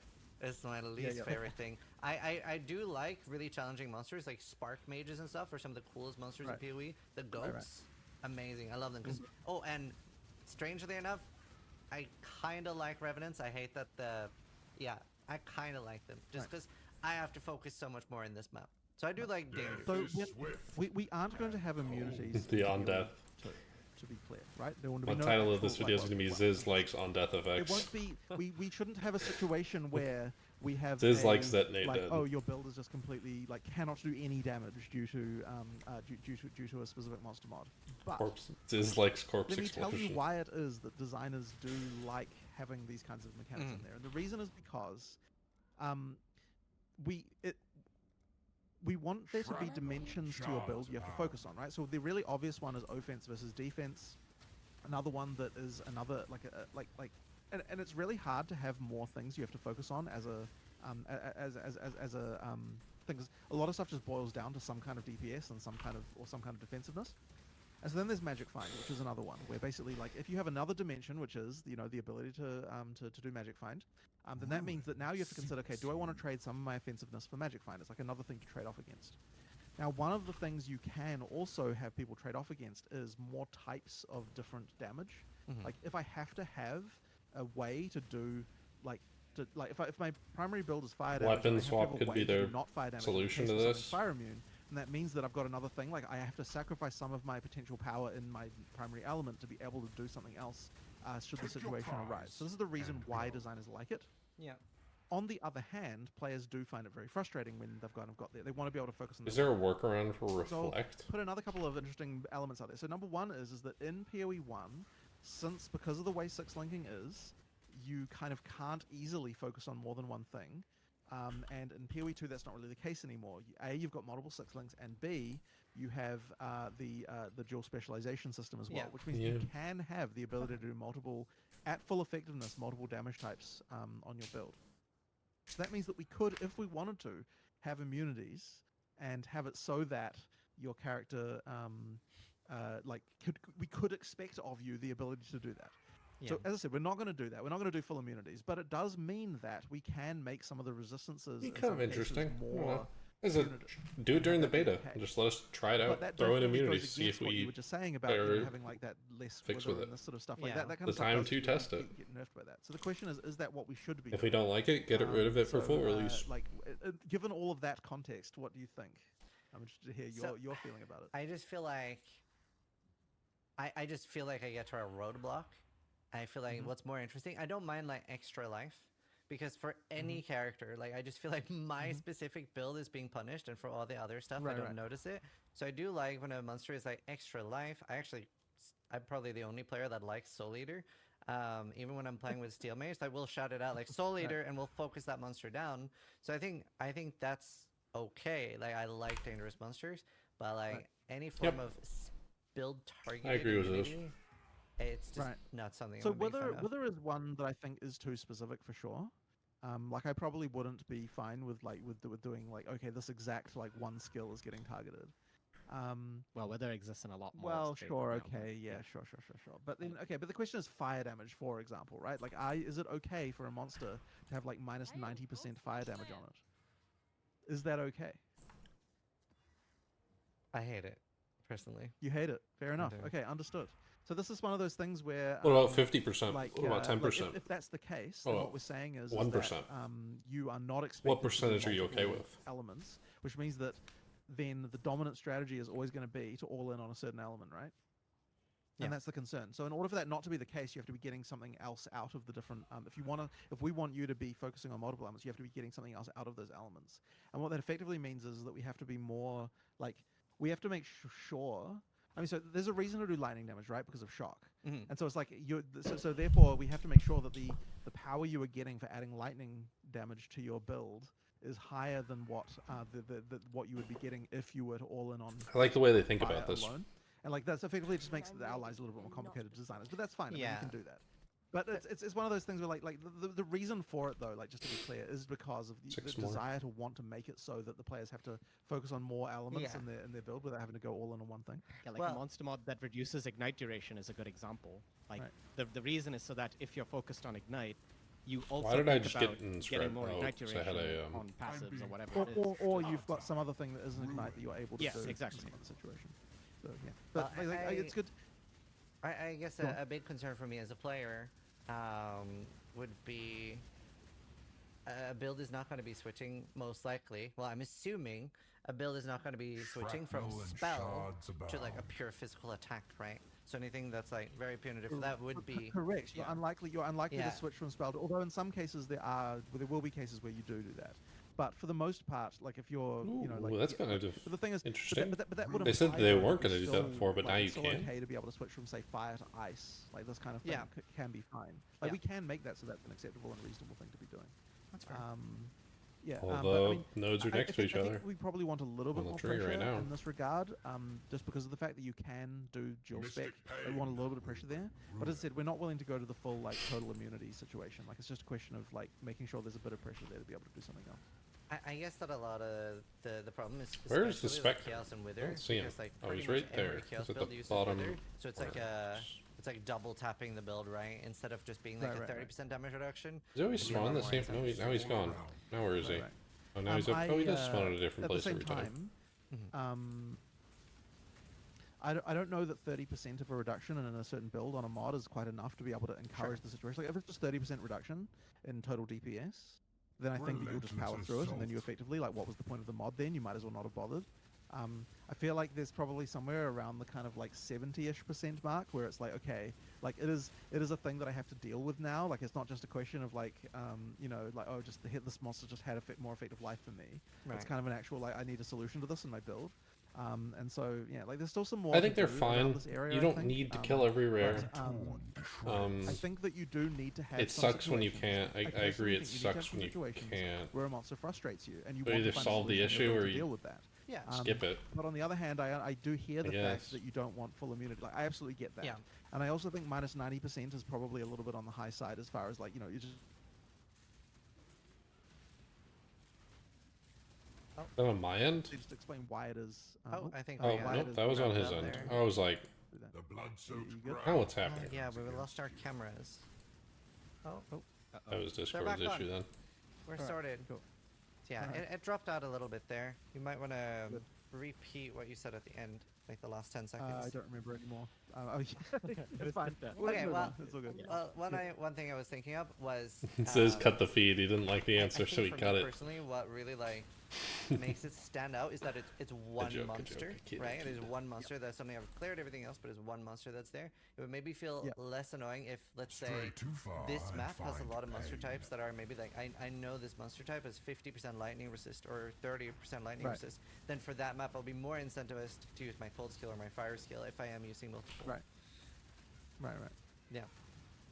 I guess the thing though is that if you can tell in advance for a given map that a given situation is going to happen, the more likely the outcome for that is that you're just going to not run the map, and so you just end up with like, okay, Jesus these maps I can't run. Like, what I'm saying is, like I mean, this is already the case. I don't know where the Spectre is. is. We have right now, right? Where there's there are certain map mods that you're just like, okay, this map mod. He's hit me twice. I just don't run. Oh, there he is. He was right there. So like, if it's only to do with things that you can see in advance, then that means that then you're not encouraged to actually modify your build to contain a solution to the Where'd he go? thing. Otherwise, like you just avoid the situation in the first place. Well, he was I right think it's a there. little bit different Okay, now he's bottom left. You would still in PoE2, you like you said, you do have more tools to deal with it. So then, like you said, it's just the fact that it's one monster. Like I think if it's a lot, then I think it's more okay for me to find a solution to like I need to have 2 different elements. But that's still gonna if it is like a 70% damage reduction, I don't know. I think it'll feel So what you're saying the fact that okay, there's this one boss here. It's just like it annoys you the fact that there is a monster that just how many nurses I have. You one monster thing there, and I don't really want to have to deal with it. So you just run on and not kill it. I assume a lot of the time in that situation. Yeah, I do actually sort of agree with you a little bit. But I'd have to think a little bit about a solution to that. But I actually kind of appreciate the fact that is an interesting thing to identify because it's one of those things that there would be a solution for, and that sort of would allow that. And as I said, designers do want to have the ability to do this kind of thing. Yeah. Okay. Interesting. All right. Another thing, and this was talked about a little bit before, but I want to talk more about identification. So yeah, ID scrolls and stuff. To me, that feels a little bit more of something that made sense in like CRPGs, like Baldur's Gate, or back in the day where you have like cursed items, you can equip unidentified items, and it's either a limited resource. Can you explain to me why? Look, you do like identification, right? Yeah. Can you explain that to me? I want to know. Well, okay. So this goes back to, I guess, what we call the town cycle. I don't know if you've talked about this before, but it's effectively okay. So you've done a map. You have a bunch of items. I should say I don't like it for a completely different, totally separate reason that has nothing to do with Path of Exile. I don't like identification in D&D. I hate identify as a spell. I think you should have to figure out what an item does in those games. This game, I have 5,000 scrolls. I'll never run out of them. The only thing it does is now I have to click from here to here. That's all it does. It's the whole game mechanic. If this isn't fun, and it's an annoyance and doesn't give me anything, I think it should probably be gone. When I'm ready and not before. Probably. Could be wrong though. It's important to go back to town, do a bunch of things, and then go into your next map. And in PoE2, you finish your map, you go back to town, you talk to, identify all NPC, and then you look at your items. We feel like that loop is kind of important to preserve as running map to map, rather than just having it, when you pick it up, it just automatically identifies. There is also this thing where you get 2 shots at something, you get 2 moments of intrigue as far as an item goes. Like an item drops on the ground, you pick it up and you're like, oh, will it be good? Will it be good? Will it not be good? There's this extra element of intrigue that you get there. Yeah, that's good. So that's kind of like an important one as well. And that's like one of those things that I wonder if one of the reasons why they wouldn't also want to do this is because then filters would be able to filter out bad modded items. And I understand that might be hard to and you would literally only the number see of the items item dropping in PoE1, but the idea is when you see an item drop, you're like, ooh, what is that? And it is like an unidentified rare item of some kind. And then you take it back to town, and then you get a second moment there when it's like, oh, what's it going to be? And then you identify it, and then it could be good, it could not be good. Yeah. Well, you did previously mention Last Epoch, and Last Epoch does not have identifying rares, but you still do get that feeling of you hover over a special base and you see if it's good then and there, and then you don't go back to town like you said, but you like look at it and you go like, oh, I actually do want to pick that up. So you still can have that exciting feeling without the identification part. I don't know that I fully agree that it's the same. There's also the concern that it's the same, but I think it's to do with. Ruin arrives suddenly. Okay, I'm just trying to think if there's anything about that. But, do the so mods just, in Ultimatum determine the loot that you get? Effectively, what you'd prefer then is just that you like everything's everything's identified when it's on the ground. You can just mouse over and see it. Ruin surrounds you. And Wouldn't that and mean also, though? well, something. Wouldn't that mean though that loot filters just Yeah, that, yeah, you could this is the filter reason. out absolutely everything, and then Well, like you know. So yes, but there's a second follow-up, because something that was talked about during your Ziggy interview, which I was screaming internally because there was a misunderstanding, and they asked you about smart loot, and there's two definitions of smart loot, because Chris referred to smart loot as what was called loot 2.0, which was that there would be a lot fewer drops, and this is similar to the end of Heist with Grun Heist, right? Like, that both the oh my items god, there what is and happening with my talisman eyes? drop. That actually was Not necessarily like if you're playing a barbarian, it's going to be a barbarian item, or Jesus. if you're playing a witch, it's going to be a witch item. Shrapnel But that the and item shards makes abound. sense. Oh So my if God. you're dropping an axe, it's not going to have like what added is lightning this? and added fist, right? That it would be a more well-rolled and smarter item. Well, but then maybe okay, less so- items. Not before.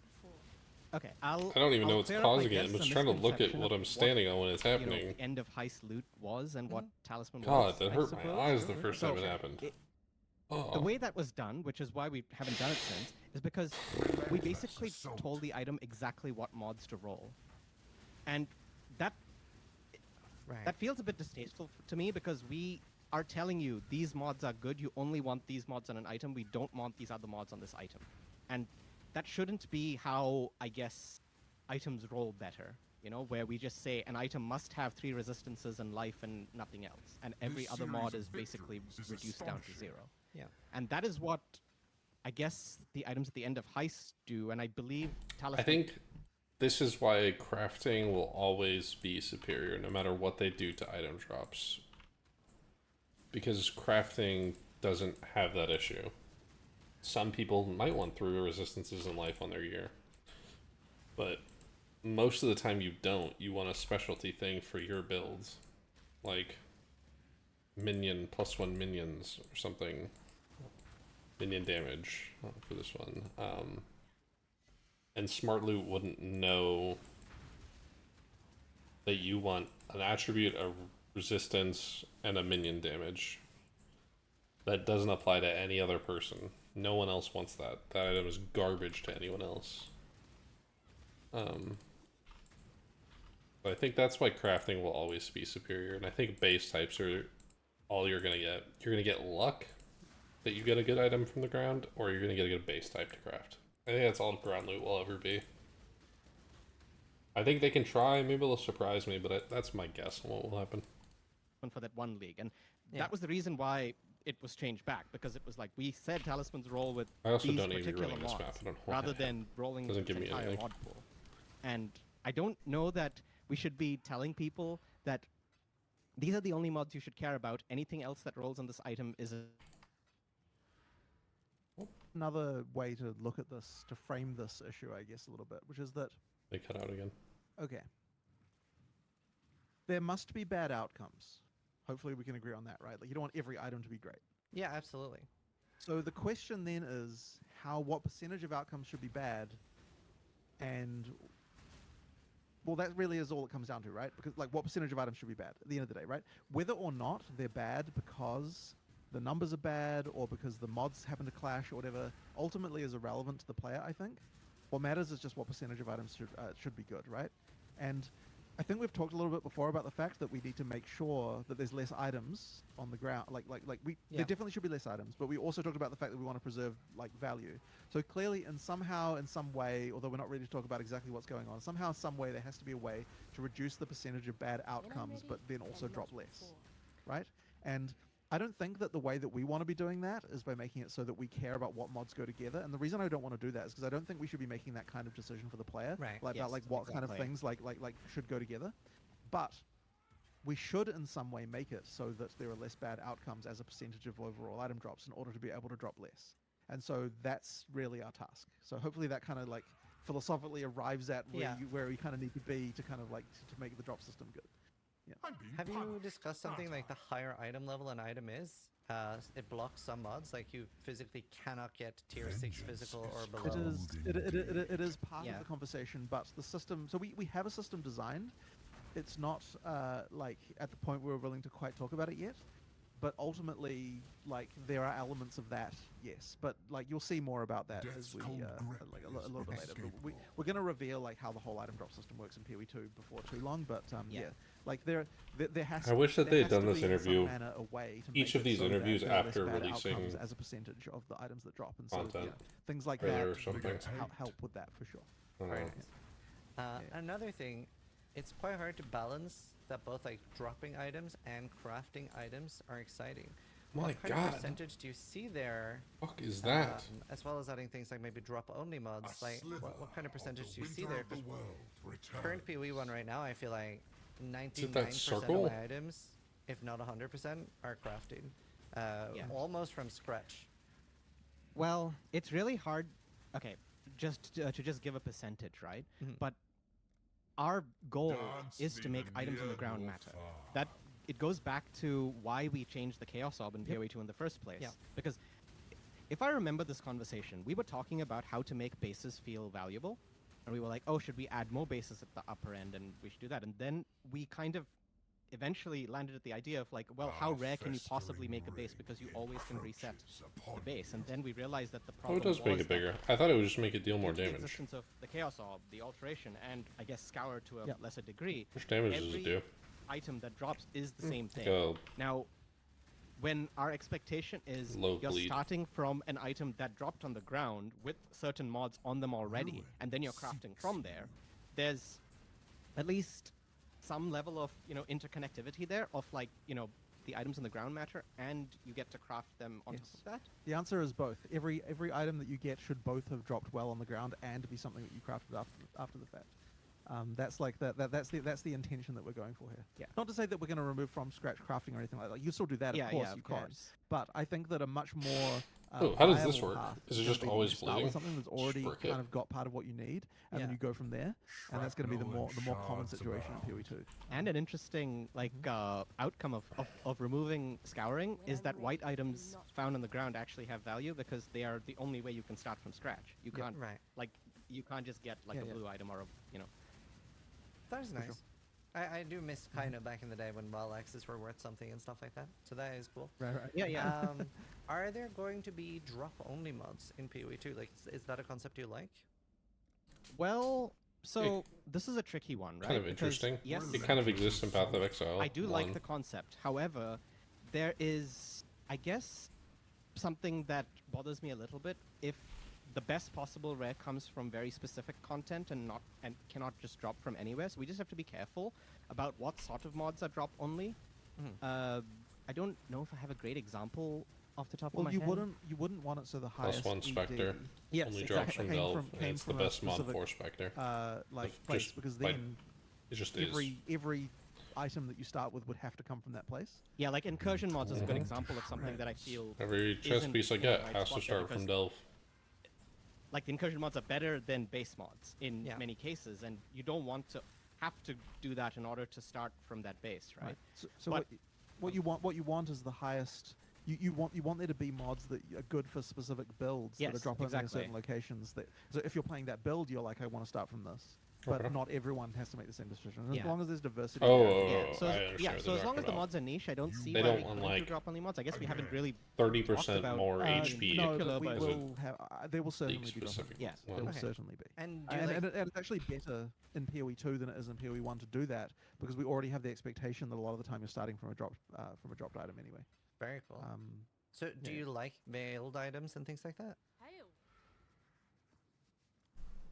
Well, that's a little bit different, I suppose, because, again, there are some veiled mods that are just better in many cases to base mods, and requiring you to do that content specifically to get access to it isn't great. But you can Well, craft but all those why mods. not? Why is that not great?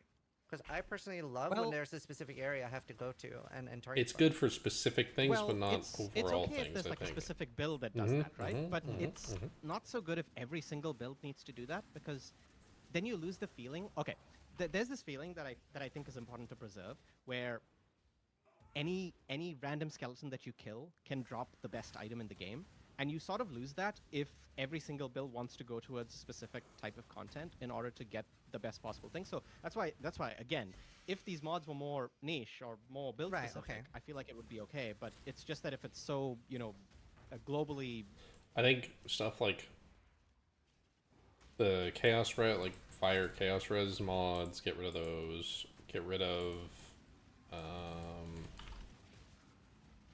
the life mods, get rid of. Is there any other ones? There's just other defense ones, just generic ones. Keep like the trigger, keep like the all the focus stuff that no one uses, but the conversion one that I use this league.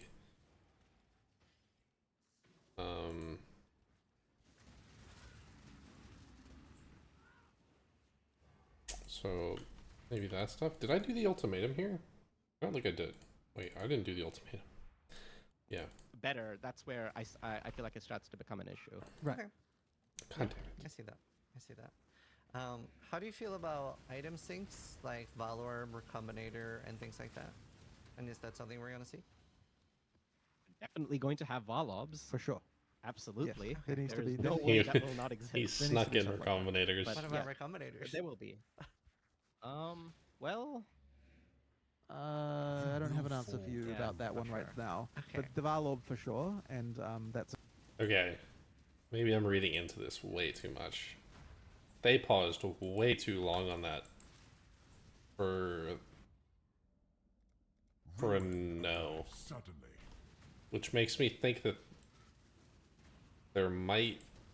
they're trying to work out how to put them in already, and they don't want us give de facto answer on how they'll work.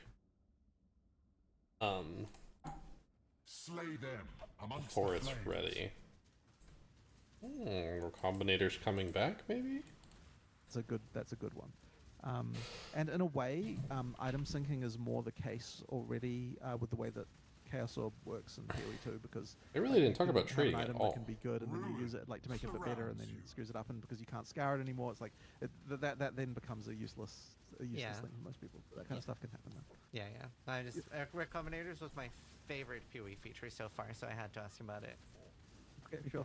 I mean, look, we'll definitely think about that one. I mean, look, there needs to be an assessment of a lot of the all of those things as we go Yeah. forward. So yeah, Yeah. We'll talk about whether or not they can go. Awesome. I have some questions about pausing and how that's gonna work. Did you think about having, like right now in the party menu, you have some options, right? Where you can have like free flow filter or something. What if the party leader can also set things like only the leader can pause, anyone can unpause? Right. I think that is a pretty good idea. Like, I don't see any reason why we wouldn't want to have that. It's not something we've implemented yet. What but it's just the kind of happened to thing me? we could do, and I think it's probably a pretty cool idea. Diminished. And is there going to be a limit on how pausing works? Because right now, let's say that I can pause with no cooldown and it's just start, stop, and I'm doing Searing Exarch. It'll be incredible. Like, it kind of like almost like removes the fireballs, right? You know exactly. we're just talking about Yes. that as well. okay. And well, Vengeance is cold. I guess there is no limit indeed. on Cool. how pausing Yeah, works. there isn't a limit. There isn't a And limit. we're not going to put one on there. So we do have to deal with the fact that there is no limit on pausing, which might mean something like the memory game may not be possible because you could pause, write Yeah. down what it is. And I mean, then- that's just. I mean, look, Yeah. we've done that mechanic. We don't need to do it again, and it Yeah. wouldn't work in a world of pausing. So Yes. we wouldn't do that one. As for Searing Exarch, though, I think that that's the kind of thing that you would Fire want to be always possible. And spreads. what we were discussing is that like it might be that there's some boss fights where we have to black out the screen when you pause. Okay. Oh, And, that's just a way okay. of dealing with that. I don't think Ah, it's relevant in most boss fights, but there might just be a few that we're like, okay, let's just They're do that. blacking out my screen And here. we've added a Holy feature for that in a shit. few cases to make that possible. Jesus But, if Christ. that was the case, then I don't think that would really compromise Searing Exarch particularly. That Talking does about just add blacking out extra my steps that you, like, screen. record your I'm gameplay fucking under and attack go, like, here. the recording, like, what was By it the- before I mean, paused? I guess The at purple some point- triangle shapes. maybe, but like, Yeah. come on. I mean, Jesus. I don't think. No. Surely it's better to just be better to just get good. Than Oh, it is to absolutely, Christ, absolutely. I just ultimatum. think of how to break things. Yeah. A final question I have. Wait, did with I pausing fail? Is it going to just jolt Wait, back I into like failed? unpause, as in like everything is fully up to speed, or is it going to like? Yeah, it will. Yeah. Okay. Yeah. Cool. It is. Very cool. I gotta restart my game. Ooh. So this is there were going to be things that are rollable and stuff, but I wanted to talk about like the invites for Maven bosses, Eldritch bosses, etc. If there is a system like that in PoE2, which you didn't want to confirm if it was or wasn't, I would absolutely love is instead of these being droppable things that we had to grind for, which can the feeling I sit with as a player, let's say that I'm doing the Twisted, right? And I kill the Elder Guardians. If I don't get the invite and then I'm killing an additional like 4 or 8 bosses without witnessing them, that feels like such a waste to me. So I would instead love if that was something similar to the Einar invites, right? With the Harvest Prison. So you get that as you click on Kirak, you finish the Twisted, and you get to roll the invite. I guess what I would say is that like this is The end game is just complete. it's so Probably far away different. from what Okay. we're talking about. That's Yeah. Okay. You should talk to Mark about this stuff because he's going to be much more it's going to be much more relevant. Like if these are the kind of changes that you imagine that you'd like to see in PoE1, then this is the kind of thing you should talk to Mark about because as I said, this is just like How would you? I don't even know how. I'm so confused. How? If invitations aren't even a thing, how do you counter a boss? It can't be you just click on your map like you would go to lab and you just spam it. It can't be you find it once and you unlock it. Because you have to be able to roll it, they said. Doesn't drop.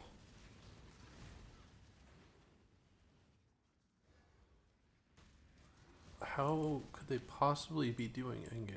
Will you wash clean the marks of fate? You will fall to ruin.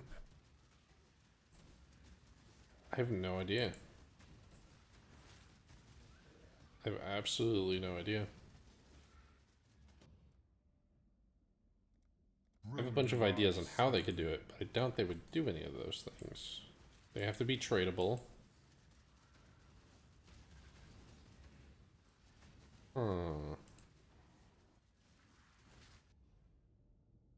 quite far away from what we're thinking Okay. about for PoE2.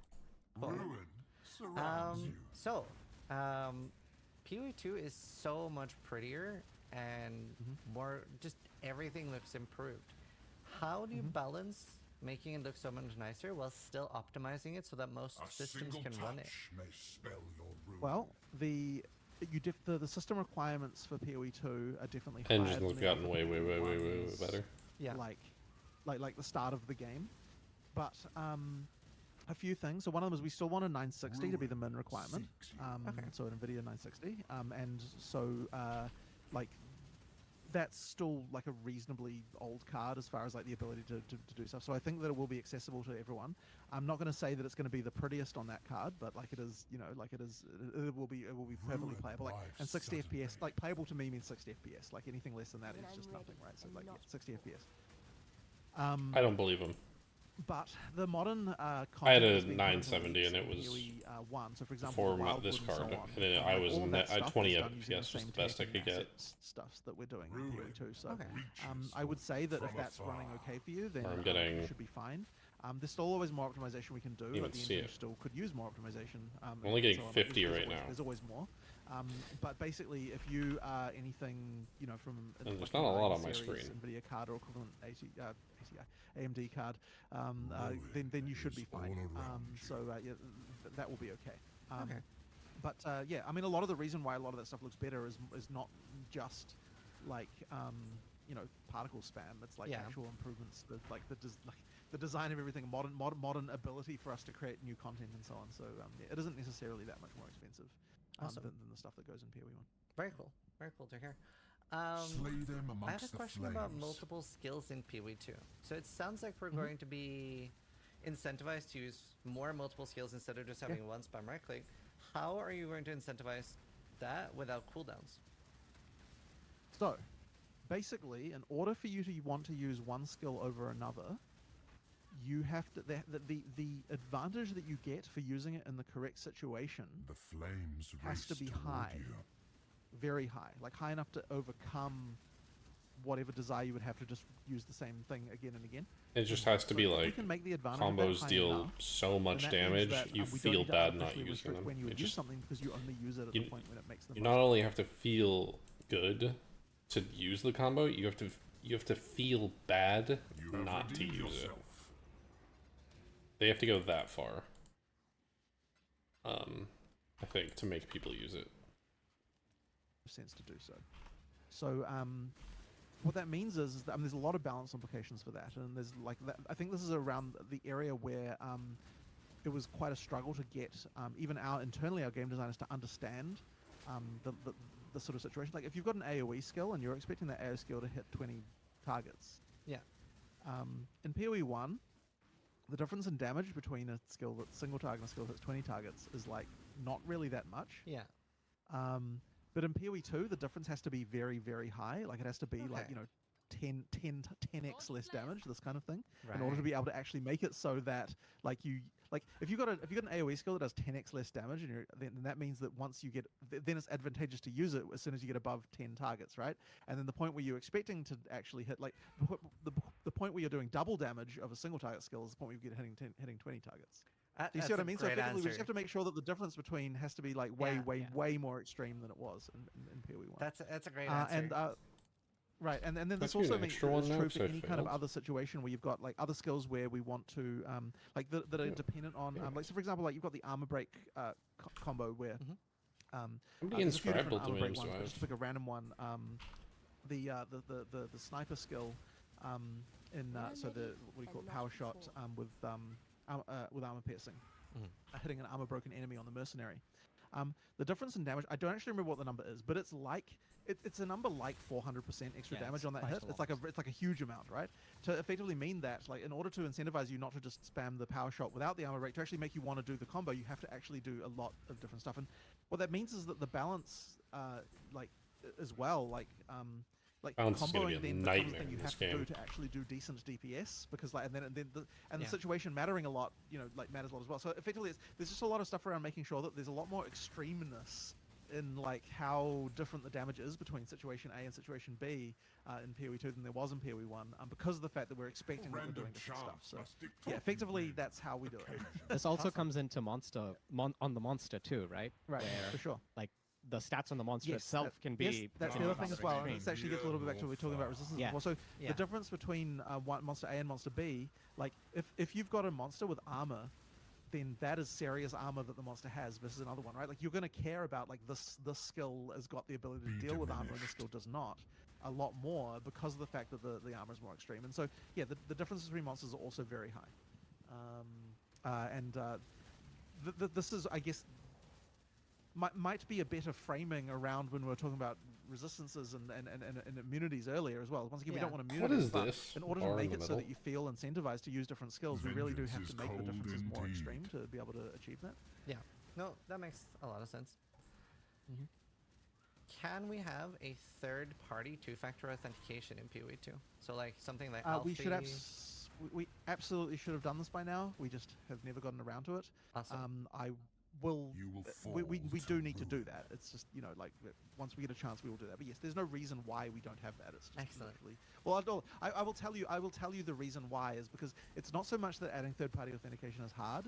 It's adding all of the crap around when people fail, like forget or lose or whatever it is, like all of the like support policy and like a million freaking annoying things around that. That's the hard part of that stuff. So yeah, that was Steam. It is a pain in the ass. Next up, I have to get your Steam back. Item questions as well. So there would be a lot of item questions now. Show. So I was just sitting there. This like, was a long time ago, though. I didn't have time to like mix it up. So some uniques in PoE1 currently feel like they have no use. Like they're maybe only like reasonably day one if you find them while you're leveling. Is this something you think is a problem, and will there be a different approach to uniques in PoE2?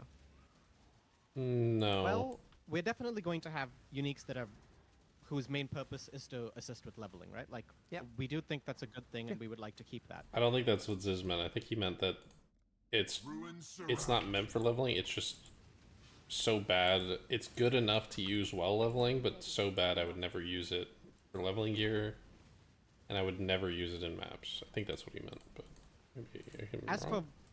for uniques that don't have a use at all, so in general, our philosophy for uniques is that they are puzzle pieces, right? That combo with something else. Maybe they don't combo with something else immediately. Maybe they combo with something later on. But they That's basically, well, they're meant to be I don't know unique. if I said right, it. Did I as it say were. it? And I'm they blanking out. might be strong for your build. They might not be strong for your build. They might be strong for person A. They might not be strong for person It might B. be strong in the So future. in that That's why case, they I don't would care. hope that the value of a unique is different from person to person. In that, you know, you find something which maybe They saw this in Total League. All those uniques that I've never ever used before. My whole build was uniques that I've never used before last Total League, because they just CC was never a thing I ever thought about before. Duration, stuff like that.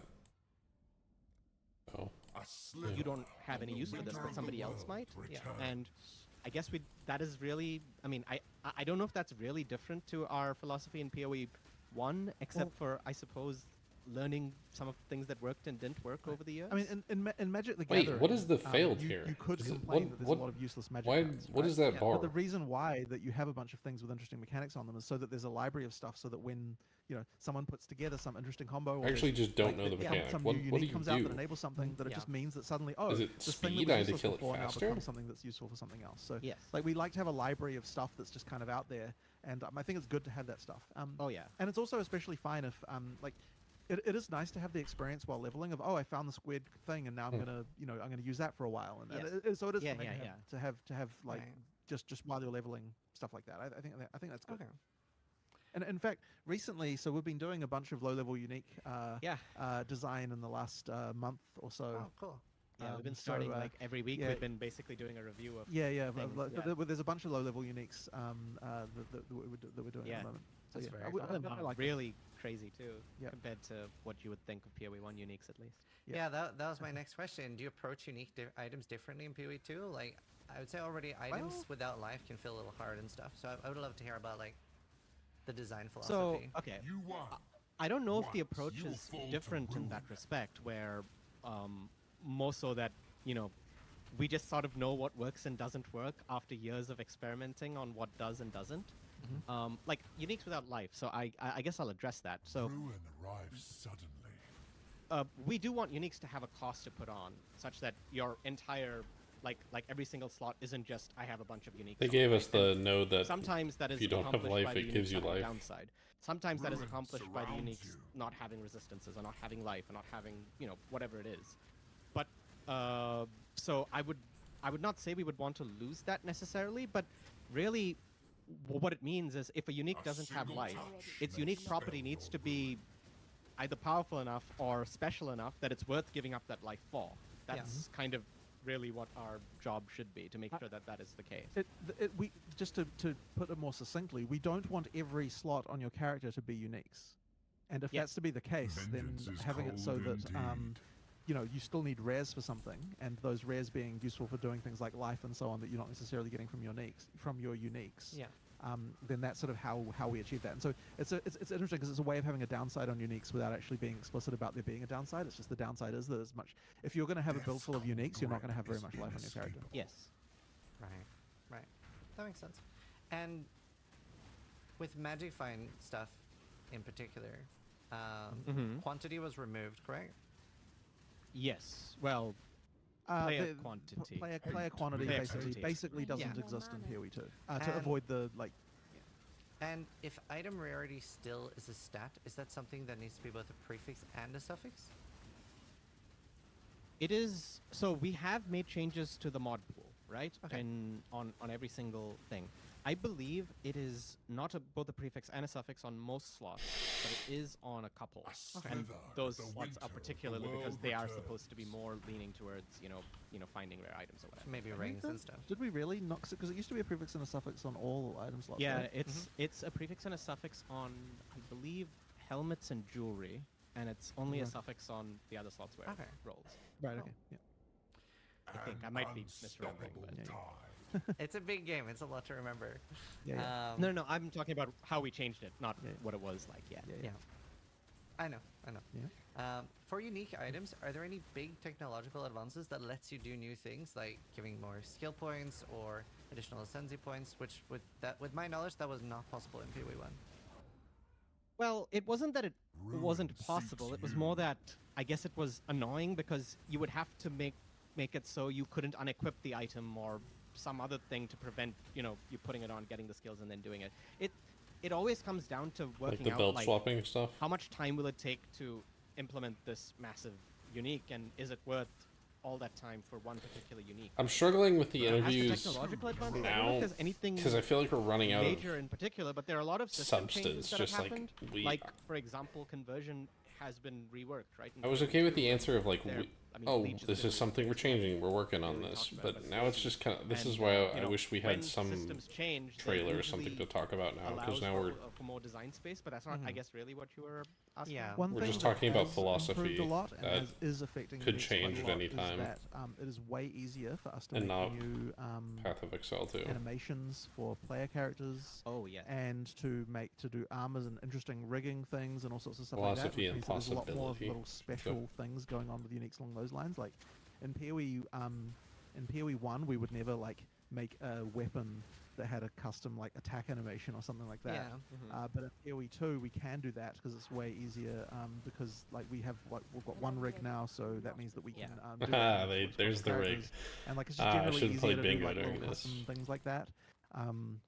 Yeah, like there's Very cool. there's some cool stuff around that. Which also leads into like custom skills on uniques, right? Because we can actually have a custom skill with an animation that It's ties a into lot it. easier. It's a lot easier cool. to do that kind of thing. So yeah, I mean, there's even like little details that like I guess we could have done before, but they just become a lot easier with like like you can have like a unique where like when you, like that has little graphical elements where like like I think we had one where as you get hit it charges up and then there's like a thing you can do when it like discharges. You can see it on the weapon like the charge going up and this kind of stuff. Like there's little things like that we can do. It's just easier to do that kind of stuff in PoE2 with the modern art pipeline and everything. Yeah. Very cool. So it's not to say that there is like it's not really so much tech. It's more just that like we have. Choking vapors. It's easier for us to do that stuff due to the fact that all the art is modern and all of the stuff that we've got going on with the engine overall is more modern. Would you be able to like expand a little bit on like Leech reworks, regen, and defensive things like that? Leech. Which of the 14,000 systems for Leech did we actually settle on in the end? Well, I okay. don't remember. I will tell you that Leech is a lot simpler than what you know in We can PoE1. just explain how it works if you can actually remember. Okay, well, Oh my it's actually really simple. Yeah. It is actually really simple. Yeah. Is it going to be flat and not percentage based? That's my guess. Item just has X% of physical attack damage, leech's life, whatever it is, and that is the leech you get. The only difference is that monsters have leech resistance on them. That's right. Yes, that's where we ended up. That is it. Monsters have leech resistance now. Ah. It's that simple. So It's as you go just through that simple. So as you go through the game, the monster's leech resist increases in I know. order to counter the expected The, whatever the, yeah, the yeah, exponential yeah. damage, right? Loves Because that you want idea. leech to scale off of your damage, right? Like it's sort of not Yes. leech if it doesn't. So do that. yes, it says a percentage, and it scales as the percentage goes up. It increases linear as you would expect, and also it like so everything about that works as you would expect. The only Yep. difference is that monsters have leech resist. That's all So it is. I have an Mr. important K thing here. will Is the purpose of this leech resist to make some things or some bosses immune to leech, or is it just to counter the exponential scaling? The purpose is to make it so that as you get through the game, So it should be consistent. I need more mana. Yeah. To be clear, leech resistance is per level. It's not like on an. I mean, I guess we could do individual monsters having. We more could, resistance, but that isn't. but the purpose. that isn't Right. really the system here. Yeah. The system here is just as you level up, like the monster level determines how much leech resistance it has. Yeah. Now, I should point out that there's no. I don't remember the names of the stats that leech currently has in PoE1, but none of that is there, right? Like you hit a monster. Okay, it sounds leech better now. That amount over 1 second. Yeah. And that's it. Awesome. That's great. And then it's not like there's no weird stacking rules or anything like that. It just stacks. It just stacks. It So just if you hit stacks, 10 yeah. monsters, you get 10, 10 leech. Yeah, so instances. That's all it. of the weird complexity, everything around this is all now just very simple. The only concession is leech resistance on Yeah. monsters, Huge. which is Fight the effectively slowing of your hidden own because it's not going to be heart. rendered anywhere. Yeah. But effectively, as you level up through the game, the monsters will give you less. Yeah. life. Oh, that's, Although it that's should be tell you how much you would leech, I suppose. Yeah, we could put that on the stat screen Yeah. probably. Oh, well, we should could be. probably put on like the amount of life per hit that you'll get on a monster of the current of your level or whatever, something like that.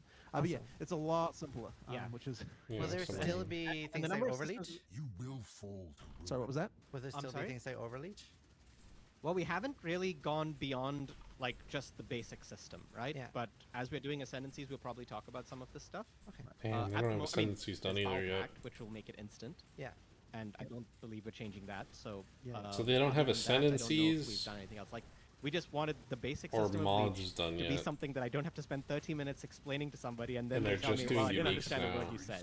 Because Yeah. I've done this multiple times to people who have asked me how Leech works, and I've explained to They've them. got a and lot they're of like, work cut out well, I for don't them. understand anything, so, Yeah. you know. It's yeah. People always has a joke like during my PoE university lessons. They're like, "Can you explain leech?" And I'm like, "No, not doing that." Yeah. So that's great. Honestly, right. it sounds so much better.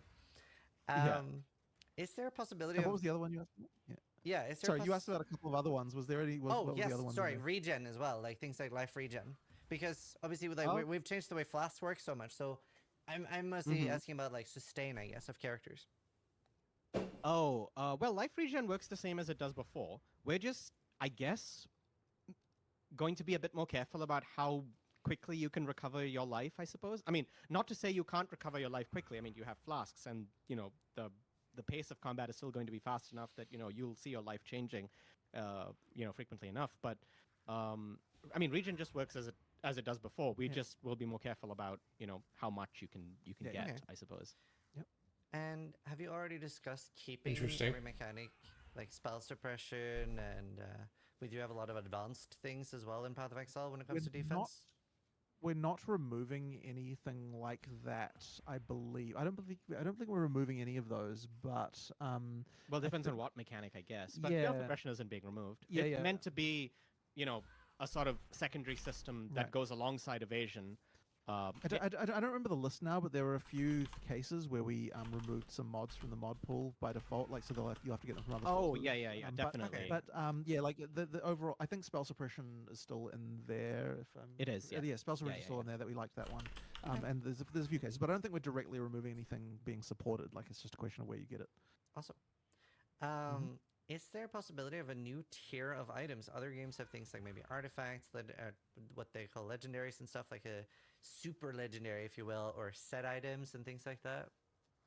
Well, okay, so I'll address set items first, and we sort of, I guess, feel like we shouldn't need set items because we kind of ask you to make your own sets, as it were. You find synergies between uniques, and you kind of have a set there, right? Yep. And the other problem with the set item is, let's say you have, I don't know, a 6-piece set item on. It's really hard to replace any of those pieces, right? So you just don't find upgrades on those like slots or whatever. We don't it like is. the gameplay of set items. Yeah, to be yeah. clear. Same. So they would not exist. Now you could ask, well, what about like a super unique? Well, we kind of have those. It's just not explicitly stated. Like, right, when you find an item and it's What like is a high this? tier unique or a rare unique or something like, you know, like a headhunter or something like that, it is effectively in the player's eyes a super unique, even though it is just a unique. And I guess it's important. Oh, I to don't keep even so have it. Those are all the tiers that Oh. are there. I don't know. Well, so I mean, I guess like okay, one of the really common things people imagine is like, oh, you have like you've got normal magic, rare, and then uniques are their own thing, I guess. And you could Yeah. argue like, I mean, those effectively are tiered because internally we obviously have drop rates for different uniques, and we certainly see them as like like in a certain term, but we don't feel like unique just means that it's an item that has got fixed properties. So therefore, there's no reason to kind of have different tiers of them visible to the player, particularly. As for Oh, shit, taste of for hate. rares, there's often the question of okay, well, why don't you have like another thing above rare that has even more mods and so on? And the reason that we don't do that is because we actually think it's important that so all 4 of the rarities that we have all have a purpose, and in Oh, theory, it all takes of them 5. should need to exist. So there should really be no reason why we want to add Taste of tier hates. above rare, because like all that would do was just add mod dilution. Yeah. And to explain what mod dilution is, it's very important in case people like don't know about it. it's really important that each individual that you don't add too many mods to your character, because if you add too many sources of mods to your character, then it means that each individual mod can't have very much effect on your character. Yeah. Like, this is the reason why we don't add more item slots as well, because if you add another item slot, it means that the value of another item slot has to go down as a percentage of your overall build. Yeah.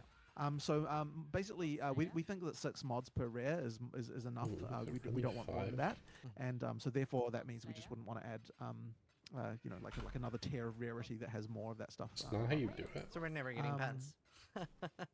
No, No, you are never getting pants. no. Although, so here's the thing. No, but you are getting Yes, pants, and here's the reason: because the pants are now built into the boots of your character. So the icon, it just looks like boots, but there's actually pants. There's unique pants that come with every base type that get added to your character. That's interesting. That's funny. So the pants are now part of the So we part get of the pants now. boots. That was actually a really good change when we did it, because it means that like previously the armor, the body was like the main part of what made your character look different, but now the pants, the boots slot has a large percentage of difference as well. Very cool. Nice. So yeah. Because you would never see your boots. Real dodgy looking pants that we need to Oh yes, sort out. some of those. Some of those pants, I look at them and like, especially some of the int pants that go on male characters look a little bit iffy, and we need to do some work on those. It's like G strings. Very cool. Are items going to be allowed, are chase items in PoE2 allowed to be as powerful as Headhunter and Mageblood? We will definitely have chase items in PoE2. For sure. Absolutely, and they will be ones that are strong. Now, as strong, it's kind of hard to really say, but they will be items that are exceptionally strong and exceptionally rare, right? Like that's going to be the case. You need to have stuff. You need to have. To have that stuff so that you've got something to aspire to, right? Like it's really important. Yeah, absolutely. Yeah. Just as a random anecdote along those lines. No, I love those. We used to have a rule internally, which was don't balance by rarity. So the theory was that it's a bad idea to have something which is ultra powerful, but is the only reason why it's okay is because it's rare. Okay. And we worked under that assumption for many years, and then eventually we realized I actually can't really justify that rule anymore, because actually people really love stuff that's balanced by rarity. Like people like it to have it, so there's just an ultra rare thing that's ultra powerful. And so we stopped having that rule a while back, and so now we do allow ourselves to just have this is an item that is too powerful to exist, except for the fact that it's ultra rare and therefore it's okay. So that kind of stuff we do nowadays. Very cool. And that will continue Headhunter, to be the case for sure. Yeah. Stuff like that. In PoE2, could we expect to see more things itemized, like the Ashleen Slam and things that people are currently trying to buy as services from other people? Well, this is really I guess it's really tied to PoE1, because I don't know if that's mechanic in particular. Well, no, it does matter in PoE2. Basically, yes, we understand the fact. In general, we are trying very hard to avoid any situation where a thing where you have to interact with another person. Yeah. And to specifically address Aisling Slam, that I believe there's some changes coming with that in the next patch as well. I think there are a bunch of things getting itemized in the next PoE1 update. Very cool. So I mean that's the thing we're very much aware of. I had a thing, like an idea, if you will, that I wanted to get your thoughts on. So obviously, I think this is very popular, and I've done this quite a lot when I play Hardcore Trail Leagues. I'll offer a boss kill service. Have you ever thought about offering a feature like that in the game, where you have, let's say, a bounty board? You can request, hey, I want Cyrus to be killed. Here's my It kind of Cyrus exists set. already in the game, doesn't In order it? to not be scammed, me as the completer of this bounty board has to offer my own set. So if I rip it, I lose my own set, not the buyer's. And then the item goes to the person, etc. Like something like that. Right. So this is effectively trying to avoid the need for third-party ways to trade for this kind of stuff that currently exists. Correct. I guess my concern with that is I worry a little bit about adding that as an in-game element, because the message would be that, I think you'd get a lot of characters who just didn't complete the game without ever actually really beating everything. Yeah. So I'd be a bit hesitant to add something like that as a feature to the I'd just be a little bit hesitant about adding something like that. I mean, we're implicitly saying that you need to be killing all those bosses, and having it as a feature is sort of saying you can trade for it. I mean, we're not preventing you from doing so, but... People will obviously do that, but I guess the thing then is that there's no secure way to do it, it obviously incentivizes all the stuff around reputation systems and blah, blah, blah, blah, blah. There's like a whole rant about that that's like complicated. Yeah. So I understand why you desire that. Reputation systems. Ultimately, what you're looking for there is like, what are all the things that people use TFT to do, right? Like that's what you're looking for, and let's try and have a solution to every single one of those. And we think along the same lines as well. I really can't believe that they're not putting the. Let's try to prevent any reason that you would need to have a service like that. Trade in the game. You have to leave the game to go trade. Certainly, we're thinking about it that way as well. But then a service like this, I kind of start to feel a little bit uneasy about, because it would be very easy then to be like, I'm effectively telling people we want you to be just playing the game without really playing it, which is a slight concern. But I mean, at the same time, we do have to be realistic that people are going to trade for that stuff anyway, so we do have to think about it. But yeah, I get it and understand. And obviously, there's a whole big conversation around trade and stuff. The pen one. Yeah. Is a whole thing to talk about, which, I mean, I guess we could talk about it if you like. Yeah, I mean, are you fundamentally approaching trade from any different way? I believe, I feel like I remember you said you weren't, but I would love to hear you talk about it. Yeah, so previously we had said that we're not really wanting to change how trade is. But I think, okay, so then the situation now is different, because, like people are seeing things like Last Epoch and so on, and what they're doing with trade, and the people are like really liking what they're doing. And so then I don't know that we live in a world anymore where the current system that we have is good enough. And so that means that we have to change. And I don't want to necessarily go into every detail about that, but I guess what I will just say copy is them, that, like, just take their system. Feeling that we had was okay. Well, so let's talk about the axioms of like of like what we assume, right? So, we are a game that does not have bind on anything, right? We are not a game that has binding in it, right? That's a very important thing for us. Okay. So any system that involved binding, we don't want to do that. Oh.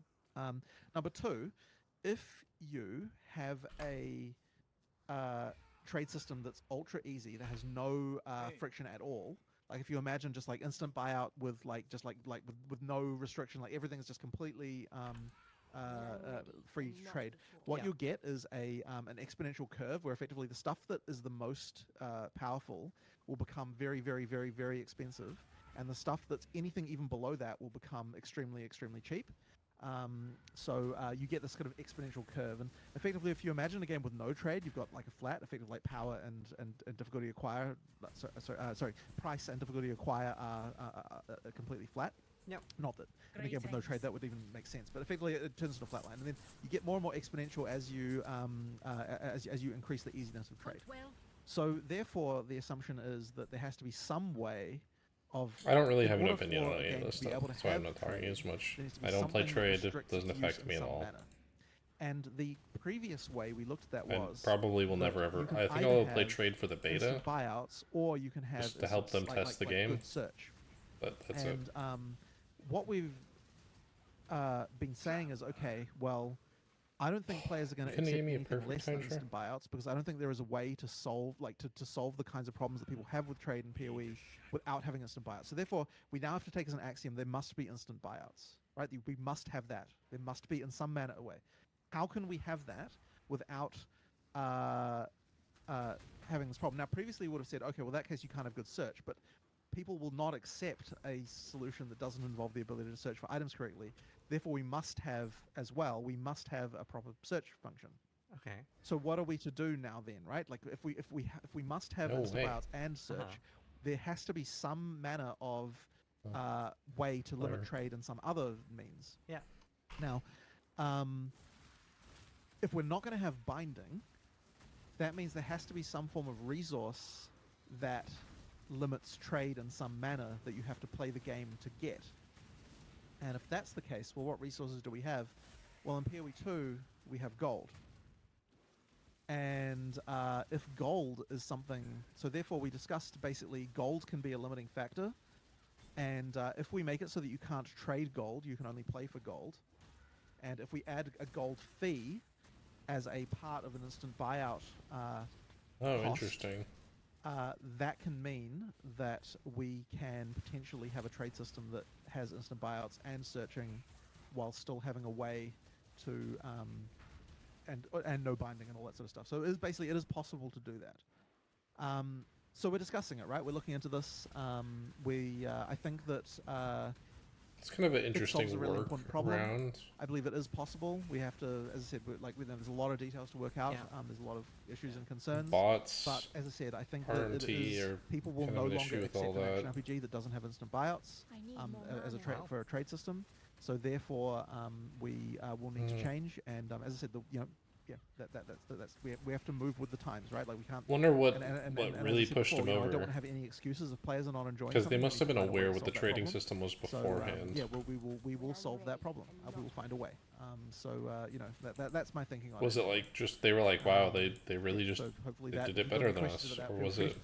Yeah, so I mean, I can feel myself being posted to Reddit right now. I think most people will be very happy about that. Yeah, it's gonna take some work, I've but always been asked about my take on an auction house in PoE. Pretty surprised that they're biting the bullet on it. You have no way to tax it, right? What are you gonna do? Like do 0.5 of a chaos orb? So yeah, that was my thought. Okay, so let's say you had dumps, like everyone dumps their chaos in. And they're like, okay, you just go buy instant buyout chaos. It's not from a person, it's from the collective sum of everyone putting it in. What happens if you want to pay with a divine? Who gets the divine? So it still has to come, you still have to instant buyout from a particular person. Like, wow. And that's what I did in previous games. I would sit there flipping items, which so is basically very you just But with something like a tax, then you can have that. So, that'd be really interesting. I'm guessing you were also thinking about maybe just a trading orb, right? That you would be, if you weren't. You could do that, but I don't like the feel of it as much. And I think gold works. Associating gold. I mean, an orb would just be gold. The in-game sync for gold being trade is actually good because it makes sense that that's. Okay, I just thought of a huge problem with this system. If they do the tax, I don't know if anyone else plays this EFT. The tax on that game is awful. The reason the tax is awful is literally because they used to combat RMT. That's it. The tax is horrendous. The tax is more than the items sometimes that you're buying. Like the tax to put up the item costs more for you to sell the item than you would make on the item. The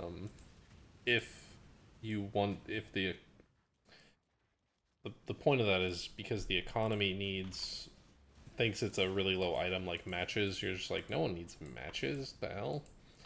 But then there'll be like some mechanic or some thing that released and they're like, wait, this is super good, we all need this. They need to update their system to lower the tax. It doesn't automatically do it. So I just had not panic attack. I just had the flashbacks to the awful tax system in EFT. That's what gold would be used for, and like it all kind of fits together, so I think that would be. I think that can work well. Are you worried about, like, are we going to have captures on the auction house? Like, how are you going to combat bots, basically? Well, they do have to play the game for gold, I suppose, but... Yeah, so that would be the main thing, is that... Yes, because the gold is, it would not be tradable, it would mean that, you effectively have to play the game. Sure, you can bot playing the game, but on some level, if you're doing that already, then, like, I mean, we need to prevent bots in whatever way we prevent bots that we do. Yeah. So, that's what it is. Awesome. But, Well, another follow-up question: would everything go on the auction house, like currency, items, uniques, everything, or would there be something that you still have person-to-person trading? Right. I think that people would want to be able to trade anything in such a system. Wow. I can't. I mean. Wow. That's basically the thing. Now, to look at this though, one thing I would just want to talk about there is that like stuff that has its own sync. So currency items. You don't necessarily need to have the gold cost of transferring that be very high because it already has a sync. You don't get that exponentiation factor quite so much. But stuff like equipment, I'm actually surprised that they're doing it for items and not just currency. you do actually have to make the cost for trading equipment to be quite high in order to preserve the like, so you don't get that exponential being too high. Wow. So effectively, That's kind of interesting. you would have to prepare yourself for the fact that the gold cost for buying equipment in particular could be relatively sizable. Very interesting. That's part of the whole, like, the trade you're making here with us of being able to have this feature is that the gold cost for it would be quite high for equipment only. Do you think you'd be taxing both the buyer and the seller? I believe that the buyer is the right place. Oh, it's the because sellers opposite. want to be able to just, in order to incentivize people to use the system over the It's old the one, opposite of you'd TFT. effectively want to make sure that the sellers can still just dump all of their EFT. stuff You're taxed. tabs like The this. seller is the one that's And it's the taxed, not the So buyer. ultimately, when you look at the who's the person bearing the burden of this right now, it's not really the seller that's the person doing Yeah, that. you want to tax the buyer's the one who has to beneficiary, fight not the. through all of the fake listings and all of the, like, annoying people that don't reply and all of that garbage. So effectively, they're the ones who would pay for the. I would think you would taxes. want to tax the beneficiary, not the. Very cool. That's exciting. I guess. Are you concerned at all about like third-party mods for the auction house then? Third-party mods. Yeah, like basically like like stuff that something. just tells you what price it should be and stuff like that. People using, I think that, or like just scanning the items and like trying to buy things out that are underpriced, things like that. Well, I mean, on some level, it's very hard to completely eliminate that stuff, but we will definitely, like, I mean, we will use our anti-botting stuff that we do to prevent that kind of stuff. Awesome. But I will say though that as distasteful as the botting stuff with that is, I think you have to design your system to be able, like, if your system is if the only thing making the system work is your anti-botting, I think you're kind of screwing up. Like, you have to, it has to be resilient to that. Like, the taxes have to be in the right places. All the stuff has to kind of work enough so that even if there are bots, it's still okay. You know, like, that's like, you know, and you know, it's funny. This is like, I feel like I'm coming out of a totally left field domain here, but you know, it's like people get angry at high frequency trading in the real, you know, in the real economy, right? Yeah. As like a thing, but the actual thing that high frequency trading does is improve liquidity in the market. So I'm getting like real financy right now, but the thing that HFT does is improve liquidity in the market. So what it does is it gets the buy price and the sell price closer together. Like, it effectively and We're in an economic lesson. HFT in a game like PoE would ultimately do the same thing. It would mean it would get the price of the it would converge the price of the items closer towards the actual true price that they should be priced at. Ideally, we don't want botting anyway, but if it were to be full botting, what that would mean is that the prices move to their fair market value much faster than they otherwise would. And the reason why the fair market value is not what you want in a lot of games is because that's what leads to that exponentiation thing. Like, the fair market value of a like a very, very good rare, but that's level 5, is very low because most people only stay at level 5 for a very short amount of time. So what we don't want is for people who play the game at the start to just be like, oh, for like a frickin', you know, wisdom scroll, you can get like some amazing rare that level 5, right? That's what you're trying to prevent. And so the gold taxes kind of put a price floor on the on things to prevent stuff. I mean, I'm getting real financy here right now. No, it's great. I'm just like, as you're talking, trying to think of questions and write them down so I don't forget them. Because this is very out of left field. It would be like get magic find gear, go to level my first question 1. is buy orders. Is that something that would be potentially a thing where you can like set up a buy order for someone to fill it? Well, I don't necessarily know that I want to get full. I feel like they hate all of this, and they're just like, God damn it, these other games are all doing it. They're all doing it. We have to do it. That's what I feel like. But maybe they've just changed their mind. I don't think they've changed their mind now.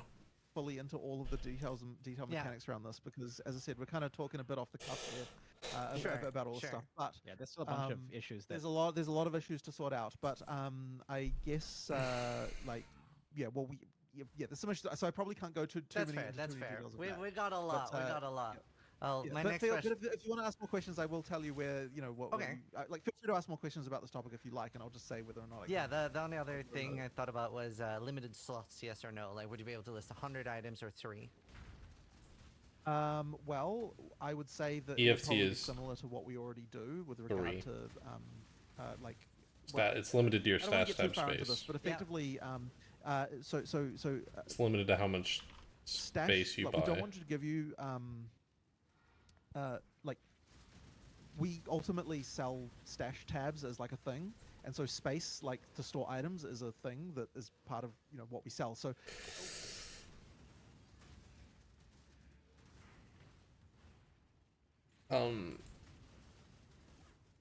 it kind of makes the game pay to win now,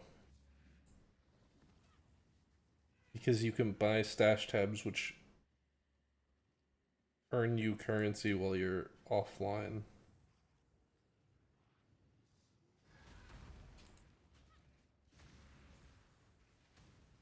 Which they already are a little bit.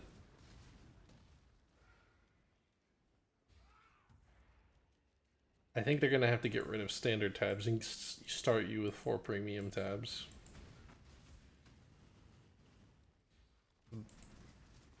Make it not as pay to win. I don't like that. I didn't think about that. Because it's already pay to win, kind of. You need a premium stash to do trade. When I'm ready and not But, with a market, some people being able to trade more than others, some people being able to trade and some not being able to trade based on paying. Because technically right now you could trade with friends without needing premium stash tabs. But trading with randoms, you can't. I think they're just gonna have to bite the bullet on pay to win. Like, generally speaking, more space to have stuff means you pay real money to get that, right? Like that's what we have. So what I'm saying is you should probably expect things to work similarly to that way, where like if you've got the ability to store more stuff as a player, then that means that you'd be getting more stash tabs or something along those lines. Yeah. So basically something like that. 2 follow-up questions already. Is this going to be a paid feature or available for everybody? Well, we don't want to restrict something like this to only certainly something like this would have to be available to the general public. But as I said, so then what do you do with premium stash tabs? Like if you want more space for it, if you want to be able to store more items in the system, then you would need to be paying more. But we want to make it so that you can use it as a free player for sure. And is this something that is like, is this going to be PoE2 only, or do you think this will go into PoE1 too? Well, I don't see why not. Is we don't have gold to be able exactly. to do that. I guess you could add it. I also wouldn't want to put something like this into PoE1. I would feel like it would be a dangerous idea to put this into PoE1 without testing it in PoE2 first. So I think that PoE1 does need something along these lines, and I think we need to kind of work out how that could happen. But I think it will be very hard to do that before, wait for the beta. Before PoE2 goes into beta. Like, I think it would just be very difficult. Because, I like that. I mean, I don't care because I'm playing SF. I'll never interact with this, but and so on. So it would be quite dangerous. I to put wonder in advance, which how many doesn't say problems never are happen, going to but come up. it would be tricky to do that. As I said, there's just so many changes that will have to happen. Yes. Here we want force. Yes, there would have to be a lot of changes to be able to make that work. Very cool. Very cool. That's all the things I can think of for trade. That's that's great. People are going to be very excited. Well, I guess we're coming up to 2 hours now, so we probably want to consider wrapping it up pretty shortly. Yeah. But if you have any last minute questions you want to get in or anything else you'd like to cover, then we can do that. Let me pick a few here. I wrote way too many questions. I have another like 40, so we definitely won't get through all of them. All right. Let's see. I labeled some as important. Right. Global announcements and things like that is like a big feel of what makes the game feel alive for me. Is that something we continue to see in PoE2, and will we get more options for them? Like, let's say I want to see like anyone over level 90 die. I would have to think about that, but I mean, sure, we'll definitely still have them. I would. That'd be a lot of notifications. Everyone over level 90 would surely start to get a bit spammy. But I mean, look, we could. I'll talk about that. There's not a thing that has come up before about being able to customize those, so I'll have to. But just global announcements will certainly be. Yeah, they'll certainly. Yeah, awesome. Yep.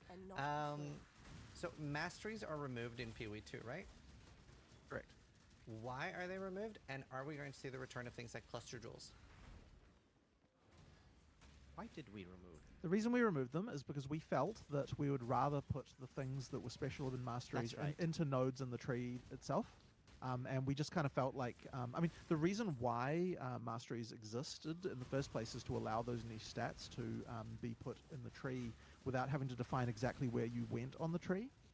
But I don't necessarily know that we really love that. Like, I think I actually kind of prefer that they're just in a specific location. You have to go to where they are, and that's fine. But basically, anything that's special about masteries should be just in the tree itself. Yeah, because the downside of what masteries did is it made the stats on the notables feel rather basic, because all they have is just a bigger number of the small node, right? Yeah, and you lose a lot of the flavor. We want the notables to be the flavorful thing, and that thing is better.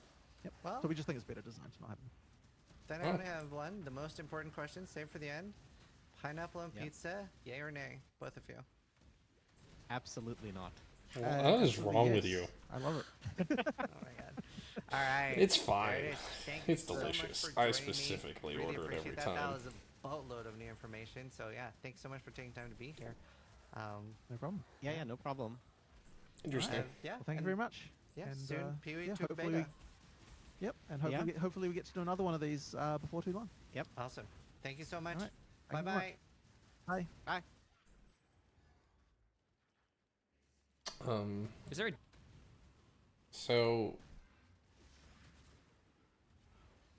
my summary on it is the trading stuff is interesting, that they're kind of biting the bullet and just finally doing it and trying to figure their way out through it. There's some pay to win issues, I think, with it that weren't a huge issue because of trading in PoE1, but I think will become a very big topic PoE2. And balancing kind of what he was saying with, like, I don't know if he was talking about, or he meant this, but stuff is going to be a lot less valuable because of how easy it is to trade and how easy it is to get with an instant system. So I wonder if SSF is going to take an even harder hit on how rare something is because of how easy it will become in trade to get loot and currency.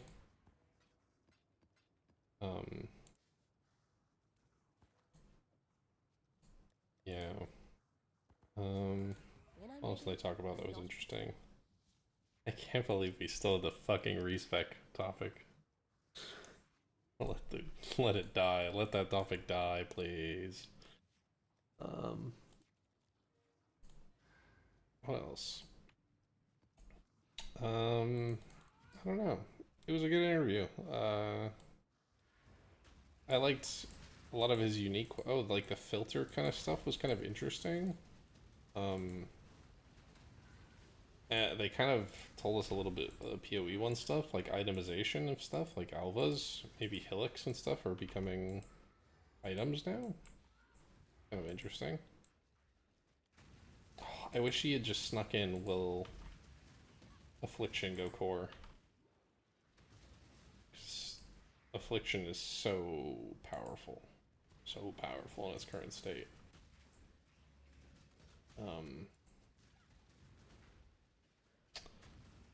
Yeah, I don't know. Good interview. Very interesting philosophies of how they're going to be doing it.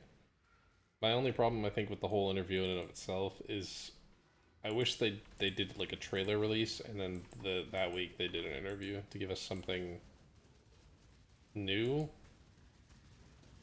Because I feel like a lot of the conversation was just stuff we had already talked about or expanding on other stuff that we hadn't talked about that much. But overall good. Gives us more information. Alright, that's it. Like, subscribe if you enjoyed the video.